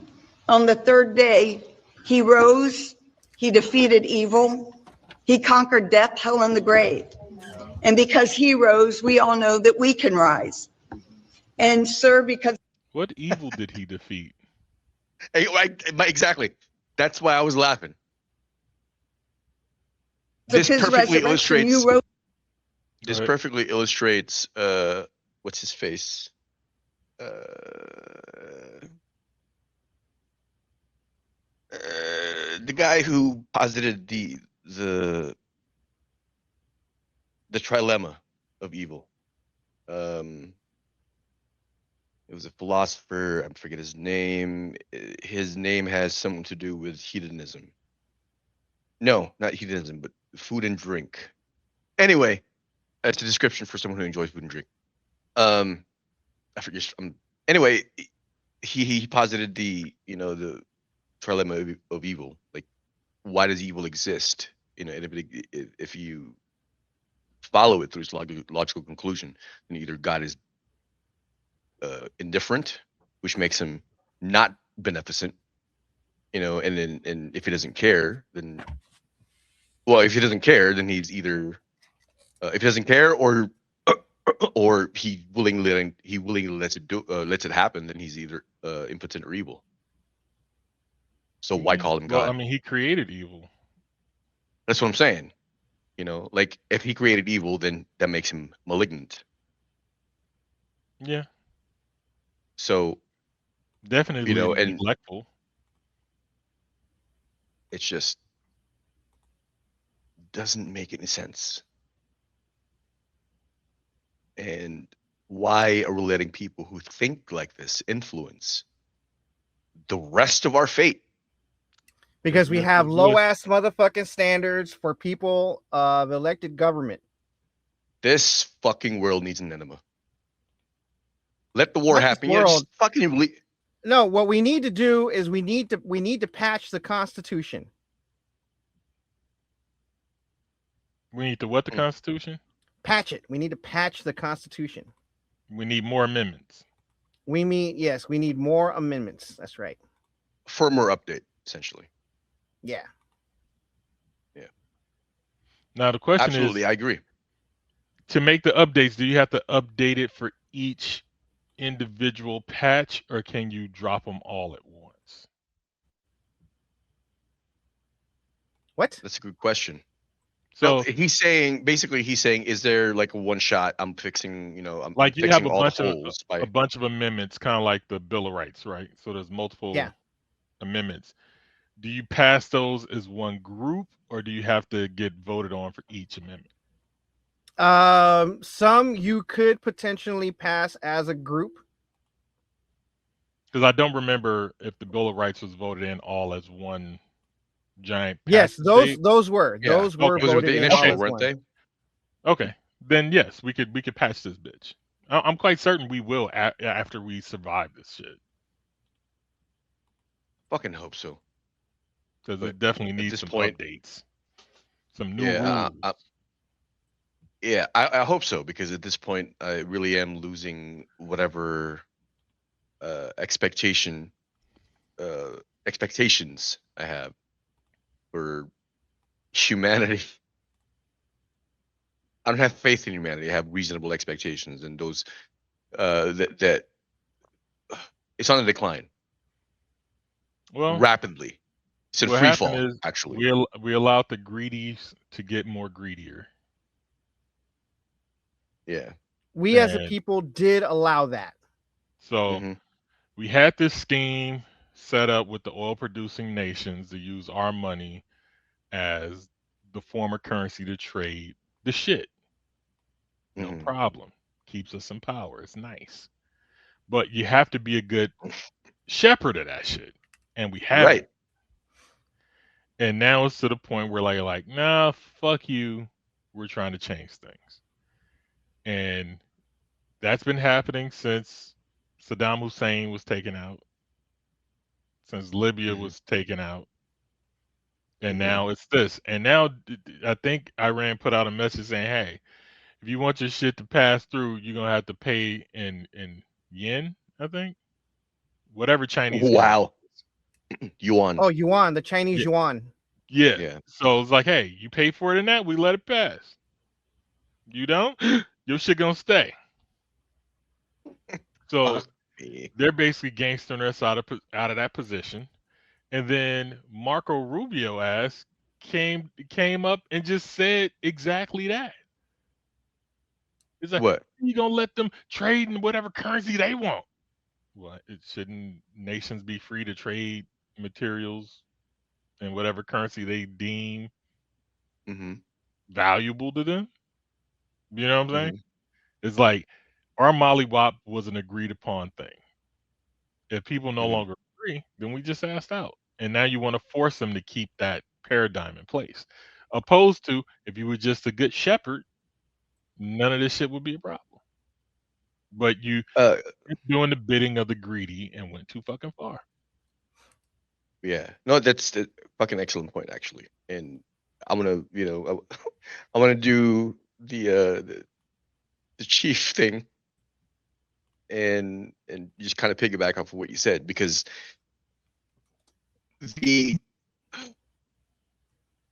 I guess not only is China kicking our ass in technology, foreign exchange, and I was gonna say I was gonna go pivot specifically into technology, because the fact that this is happening, like, and they're having people pay in yuan, right? And that's the currency that they're using. The fact that that's happening tells me that they don't give a shit anymore, right? And so, like Hate Jones said, this is kind of like a, I'm gonna out gangster you. I'm taking over. I'm taking off the block. You know what I mean? But not only is that happening there, it's also happening in tech, specifically in AI, because what are we hedging our economy on right now? Everything is fucking AI.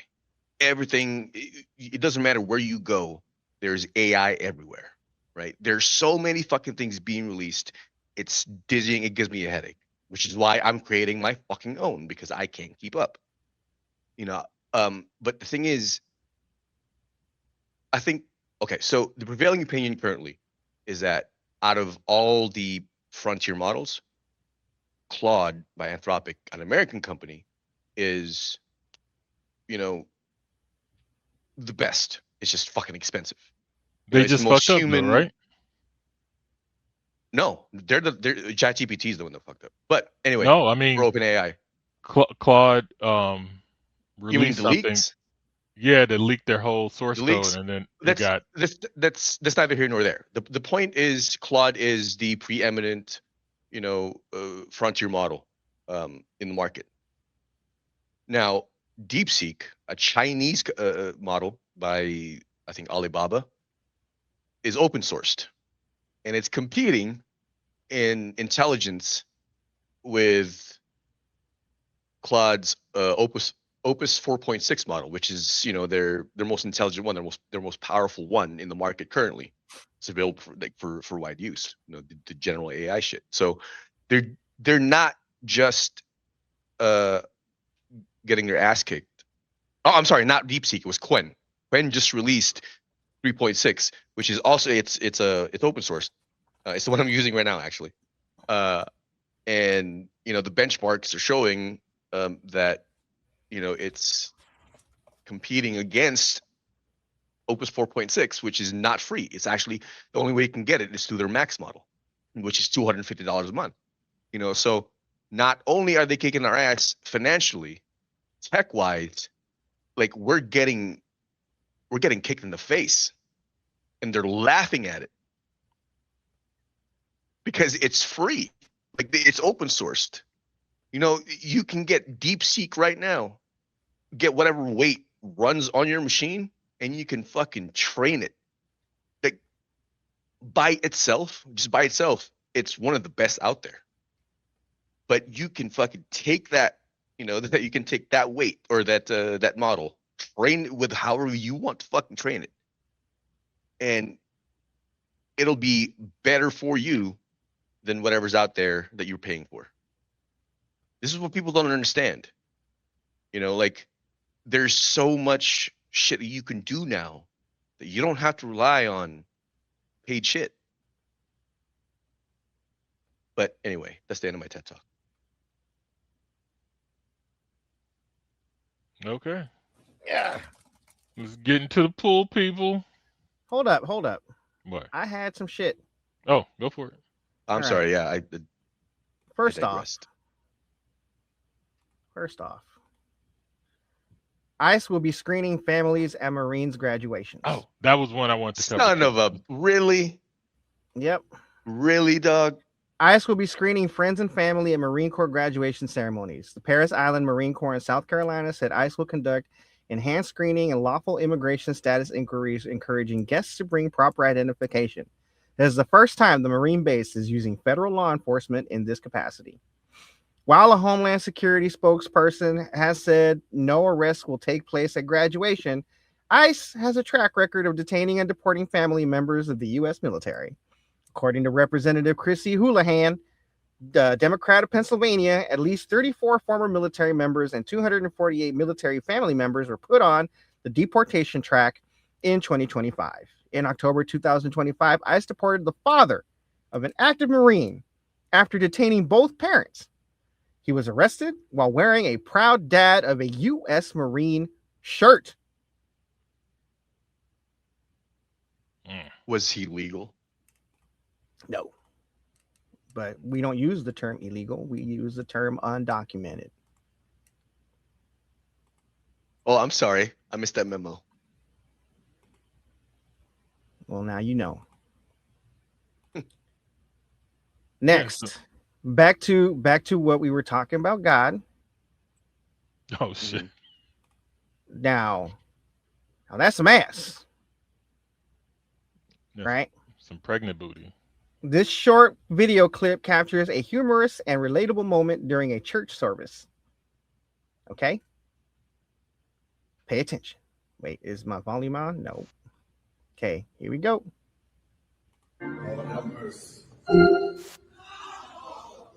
Somebody pray for Pastor. He fell into temptation. Yes. Yes. You know what? No, you know what? This man is in the wrong religion. He should be an adonitologist, goddamn.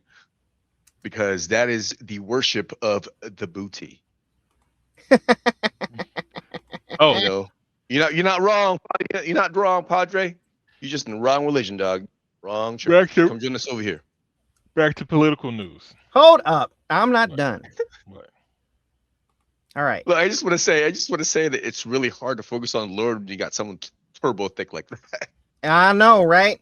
Okay, so a U.S. Navy sailor decided that she was going to bitch about the accommodations on board her ship. Oh, that's another one I want to talk about. You can't even breathe in this damn thing. I'm not sleeping against the damn wall. I can't do it, chat. Say what? Man, young lady, you done lost your goddamn mind. You can't move, man, please. I'm 6'2", goddamn 220. I had some of the best sleep in my goddamn life in them little ass racks. Man, please, and don't let that boat get to rocking, but goddamn 30 minutes feel like 9 hours in that goddamn rack, man. Y'all young folks too privileged these days, man. Shit. Got a California king right now. I can't sleep like a motherfucker. But let me goddamn lay down in that rack, man. I'm out of everything. Like real I'm sleeping through everything in that bit. Why can I close them little curtains, man? Man, y'all too spoiled these days. He sounds like shit too is wild to me. No. Like, here's the thing, bro. Here's the thing. There comes a point in your Navy career, if you became a sailor, that rack is the king of comfort. Bro, I can sleep on pipe lagging, and be fine. And so you have to understand, like, you won't know the context of what he's talking about until you actually experience it. Yeah. So while I might not completely agree with it's the best sleep of my life because I didn't really sleep, it does become like a comfort. Like I can't wait to hit my rack. Like that becomes home. Look, let me tell you how institutionalized my monkey ass is. All right. I have a bedroom. Do you get up to Reveille? It has got a queen size bed with memory foam. Right? It's got like I think it's got a pillow top, right? Yeah, it's a queen size bed with a pillow top. And then there's a bunk bed. 4 kids. I literally sleep in the bottom bunk, and this mattress is not soft. It is a hard mattress, and I get better sleep there than I do on any comfortable bed I've ever slept in. I even have a little blue curtain. I have a blue curtain that I put so that I could close off the rest of the bedroom. That's how institutionalized my ass is. You know, I'm surprised you're not living in a fucking, like dumpster that's been painted gray. just so you could simulate like being underway.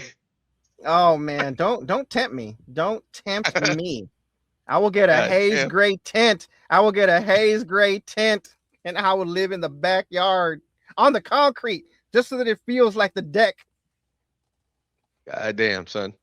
All right, so I'm fat.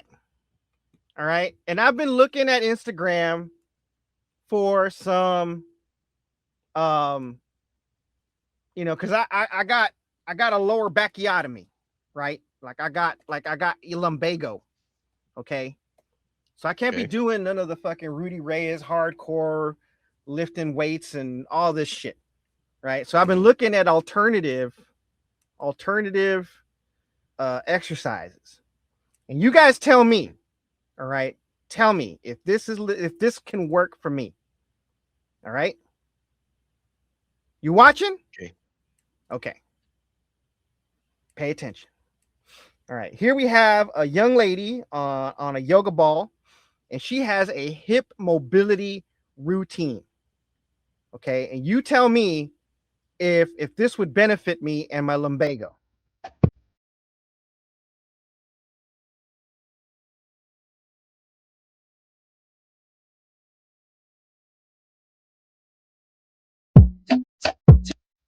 What do you think? Probably just have sex instead.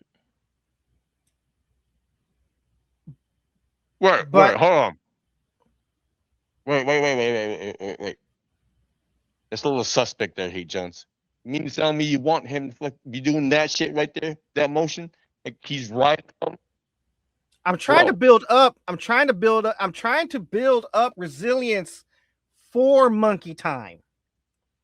Okay. Nope. You could build it up. No. I got you. I'm not getting. I'm not. You know what? I don't feel like I'm getting a legitimate assessment from Hey Jones. I can't comment on that because I don't know what else go he's ahead. gonna say. Yeah, no, please comment. Please comment on this exercise. Like the only thing you got to do, legit, okay, for core strength, planks. For hip mobility, just do circles. Do circles, and you recommend. Wait, hold on. One more, very important, uninhibited hip thrust. Pretend like you're fucking doing a hula hoop. That's all you got to do. Are you watching the video? Because you're describing exactly what this young lady is doing. I am. I did watch the video, which is why I said, like, wait, you want him to do that shit like he's writing something? No. That sounds if you're behind your girl, you could swing and you can rotate in and out, churn the butter. Yeah, see, she's stirring it just like coffee. Stir it like right. Come on, girl. She's also using a medicine ball. She's also using that's a yoga ball. It's not a medicine or ball. Yoga ball. That is a yoga ball. I'm sorry, I misspoke. His balls are big enough. He don't need a ball. See, this is why I think Hey Jones isn't your friend sometimes, because he want you to hurt yourself.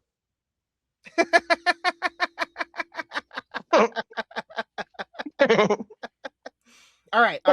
I got another one. Okay. All right. Now, I don't know how much this will help me, but it is Muay Thai. Okay. Now, this could potentially hurt me, but Chino, help me out here. You're the martial arts expert here.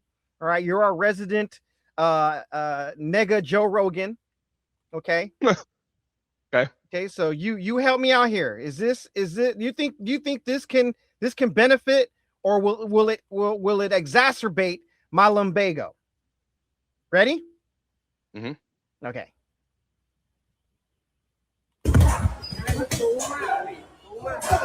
Now we got to understand, I'm not top heavy like this particular martial artist.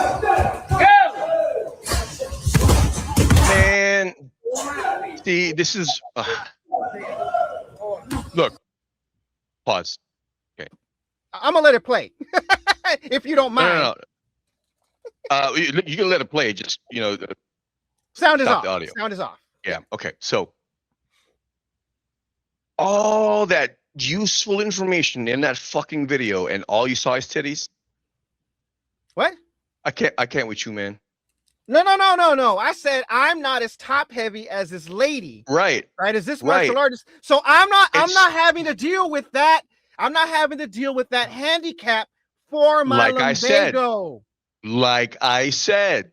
Okay. Like I said, all the useful shit that was in that video, and the only thing you saw. That's why I asked you to that's what I have you for, to highlight the useful shit, son. Come on. You know what? Okay. Let me put you on speaker. Let me cook here for a minute, for a little bit. Yeah. I was asking you to cook. I was asking you to cook. Why look? I'm chopping the onions for you. You cook. It's it's the way you chop them that it's improper. Okay. Look. Next time, don't cry. Don't cry. No. Okay. Look. Real talk. So remember the shit that I said earlier with like planks for core strength, and then just hip sways and rotations for mobility? Yes. Right? Okay. So you if you do those, yeah, the second video is gonna do wonders for your fucking health. Okay. Oh, okay. So you're saying you need to have that foundation first. So you're saying lay down the foundation with the prelims, right? And I can work my way to this. Yes, because if you see the way she kicked, right? Yes. That is full rotation. She's not using legs. She's not using that leg to kick. She's whipping that fucking leg, and that's full hip rotation. That comes from the torque. Comes from that just the rotation of the upper body, which is allowed by that the core strength. So in order for you to torque it that much, right, you need to have that core stability and strength. So, all that was shown in the video, right? The reason why, like, TIE fighters can take punishment, right, in their midsections is exactly because of that core strength. So you do that shit from the rotation. Your obliques are stronger, your solar plexus is stronger, your transverse abdominis is fucking stronger, so you can take more punishment. You can take more weight, and you're just a more badass individual all around. Okay. All right. Okay. All right. Yeah. Cool. Okay. Well, all right. Thank you for attending my TED Talk. All right. I got more. I have more, dude. All right. Okay. So this is military push-up shit. I'm familiar with it, but again, I need your advice. Okay. We got to be concerned about my lumbago. Okay. Here we go. Now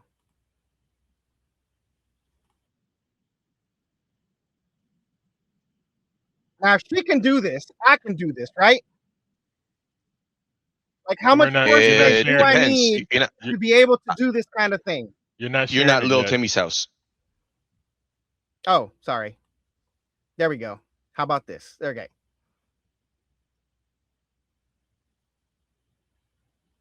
So how much core strength am I going to need to be able to perform these push-ups? Quite a bit. All right. So I got to lay down the foundation like we explained earlier. Yeah. But see, all this right here, yes, it's not just core strength. This is pure upper body strength. Most of the explosive mechanics comes from, upper body, not just core. Yeah. The core is there to stabilize. Yes. But you're exploding from what you're working primarily. Right. the push-ups. It's more your pectorals and your pectoral girdle, you know, your shoulders and all that shit. All the auxiliary muscles that you use to move to make that particular movement. You know, so it's not just core. This is like everything else. These are the glamour muscles that, you know, you want to get to and have when you have the base. Now, if this young woman could do it, right? I could do it at my age, which is 50, right? And I don't have the same handicap that she has, so I could get lower to the ground. Possibly. Okay. All right. And I would benefit more greatly because I don't have her physical disability. I'm sorry, but I stopped listening to what you were saying. Okay. All right. You ready for more? Yeah. Okay. I got a more.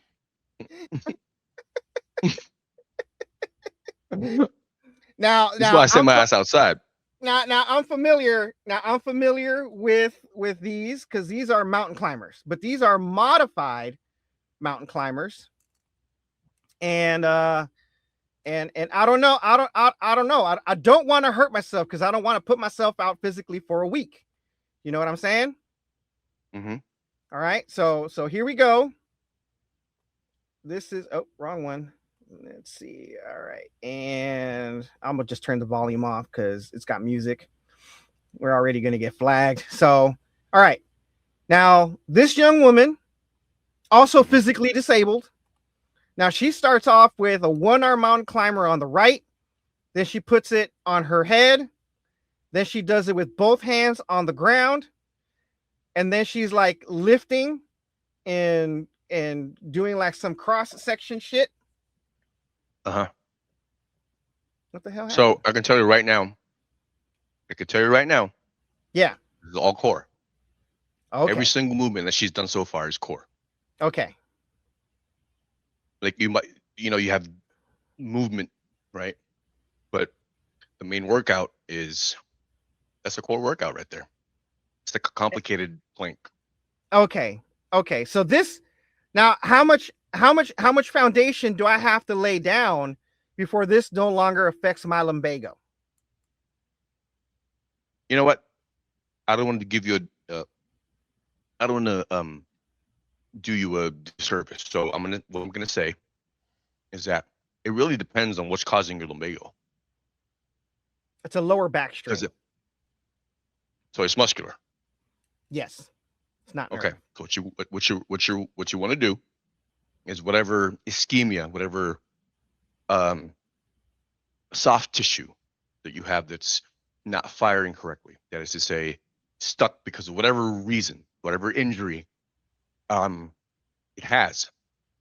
Soft tissue manipulation first, whether that's a massage or, you know, I'm not gonna say chiropractic care because that is legitimately scary for a lot of people. I'm never going to a chiropractor ever. I would rather get a fucking Swedish massage or a sports massage at Massage Envy than go to a chiropractor. So, you ain't never had your back crack?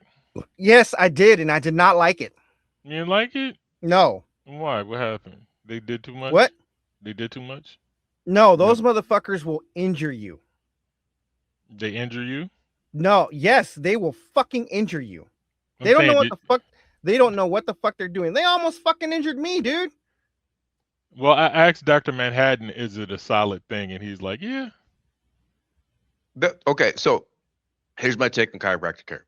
As someone who dealt with soft tissue, that is to say muscles, and having seen and been involved in, you know, in practices with chiropractors, you'd be surprised how much anatomy these medical professionals don't know. When it comes to just musculature, it wouldn't be bragging or it wouldn't be inappropriate for me to say that I probably know more about the muscles than a doctor would. So, in a very small area of expertise in a very small domain, which is, how to release it and make it feel good, right? And also the like where the muscles are at, right? There's not a lot of doctors that I know that, at least like I said, from my experience that I know of, that remember their anatomy as well as, like massage therapists. Like I have, I've had instructors that, out anatomy physicians. Does that make sense? Yeah. So, but all that to say that I'm still kind of on the fence on whether chiropractic care is, as beneficial as they say it is. Here's a question I have. Let's just forget chiropractic. Should I have a weight vest? Mm-hmm. Should I put a weight in the front of my body, like put a weight on the front to simulate the physical disability that these young ladies have? You just want to stay talking about titties. I get it. No. Would it benefit me if I did later on? If I, simulated the physical disability with a front weight? No, I'll tell you why. Because what do these women with said physical disabilities all have in common? What's that? What you have. Fat? Lumbago way. Oh, lumbago. Yeah, okay. So don't put the weight vest on. But back problems when they got amazing lungs. Yes. You've heard that shit, right? Yes. Yeah. That's low back pain is lumbago. Okay. All right. I think I got one more. Okay. Yeah. I got two more, but this is the last one with regard to physical health. Okay. And I think I'll let this guy explain what it is. Now, you let me know if I should consider this based on this dude's recommendation. Okay? All right? And now this is in 1939, Dr. Abraham Myerson at Boston State Hospital reported up to a 200% increase in androgen metabolites with this technique. Okay? All right. This is going to energize you for the whole day. For men, sun on your testicles or naked sun is good for testosterone boosting. You don't need a lot, 30 seconds to 5 minutes maximum. You don't need sunscreen. And this is another one of my practices. I don't always talk about it, but it's well known that your sphincter— You're talking about it now. —is one of the most sensitive or thin mucous membranes in the body. 30 seconds of sun on the butthole is like 8 hours of sun outside with your clothes on. Let's face it, the sun is the source of all life on planet Earth. You tell me how you feel in the comments below. It's not about what I know or what I practice. This is going to— What do you think? Hey, can you? Hey, okay. Go ahead, K. Jones. Go ahead. One, I think he's full of shit, because if he really wanted to get some sun on his asshole, he'd be on his knees with his ass to the air. But he's sunning his testicles. You'd be able to sun your testicles and your ass more efficiently on your knees than you would with your legs in the air like that. Because currently his balls are hanging in front of his asshole if his balls are big enough. Well, I mean, given the size of mine, you're right. I should do it the reverse way because my balls may cover my butthole. I feel violated by this video. I don't like the idea of watching an old man sunning his butthole. No, thank you. That's a no for me, dog.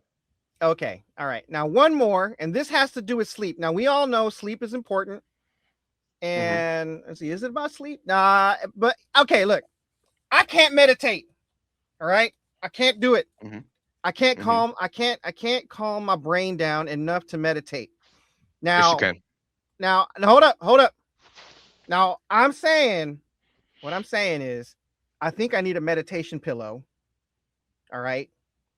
And my birthday just passed.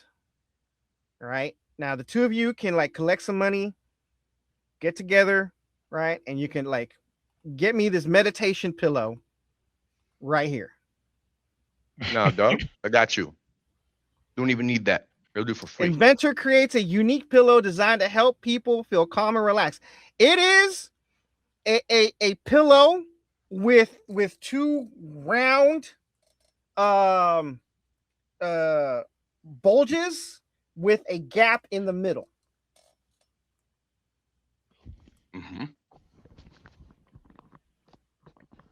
Now, the pillow was designed to provide a calming, soothing experience, helping people relax, reduce stress, and even sleep better.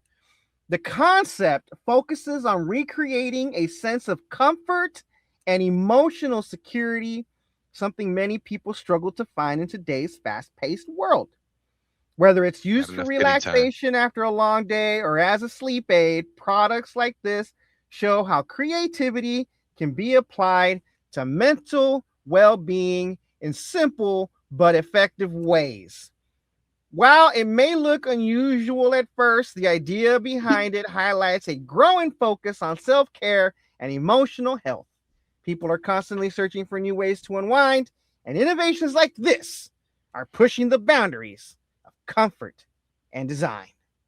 Sometimes the simplest ideas can make the biggest difference in how we feel. You know, I was gonna say what you could do, like what you really could do, as a meditative practice, but this is better. All right, let's get to the Deadpool. The thing that I was gonna suggest had nothing to do with tits. Just saying. Oh, unless you had that one political thing to talk about.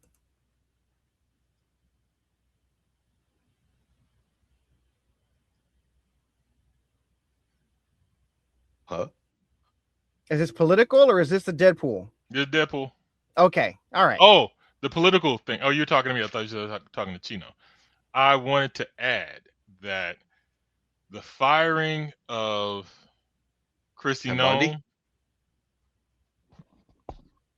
and Pam Bondi are just to keep them from testifying to Congress.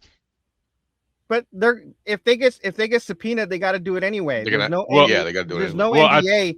There's no NDA. NDAs don't extend to illegal activity. I know, but I think that was their ploy. Like, hey, we'll get rid of them, and then they're not the person, and they say they want the AD or whoever. They'll send a new person in charge. Yeah, no. They say they're not gonna. They're gonna push it. You know, they can be compelled to fucking give testimony. Yeah. If it's illegal shit that went down, the NDA does not apply. Did we talk about Pam Bondi's cross-dressing husband last week? No. We might have to do it next week. All right. Back to Deadpool. Yeah, we had like 3 hours. That's because of you. Yes, I feel the time. Yeah. Now you know how my dry nuts feel, nigga. Bob Law, influential black radio pioneer and activist, has died. I guess he was from New York radio. Helped launch Jesse Jackson's 1984 presidential campaign. He ran? Yeah. Has passed away. Peace out to him, and that's the end of the Deadpool. What? There's only death I collected. I have something back to Deadpool. I feel fucking cheated. No, I got you. Here, I got it. I got you, Hayes Jones. I would like to add to that pool my fucking second toenail on my right foot. You have served me well. You and I have gone through battles together. You know, I've wrapped you around someone's metaphorical face more than I care to say. And this is my official eulogy to my toenail. Hail Satan. Hail Satan. All right, that's it. That's the show. Shout out to the man Rudy Reyes, Saint David Goggins, Saint Pappy Guns, which we'll have to go over next week. Our national treasure Tom Cruise, our national treasure Nina Hartley, our national treasure Johnny Kim. Good luck to them astronauts on the Artemis shuttle. Y'all got better technology than the motherfuckers who went around the moon the first time, and somehow we managed to still keep fucking it up. So wait, what happened? Hey, Jones. Did we lose him? What? No, I'm here. No, not yet. What's the problem? Got anything, Hey Jones? Nah. I have a few shout outs. Shout out to a man, Jesse. He's the one that asked me about the pod earlier this week. So hopefully you listen to this one, because this was a good one. And that's really all I got.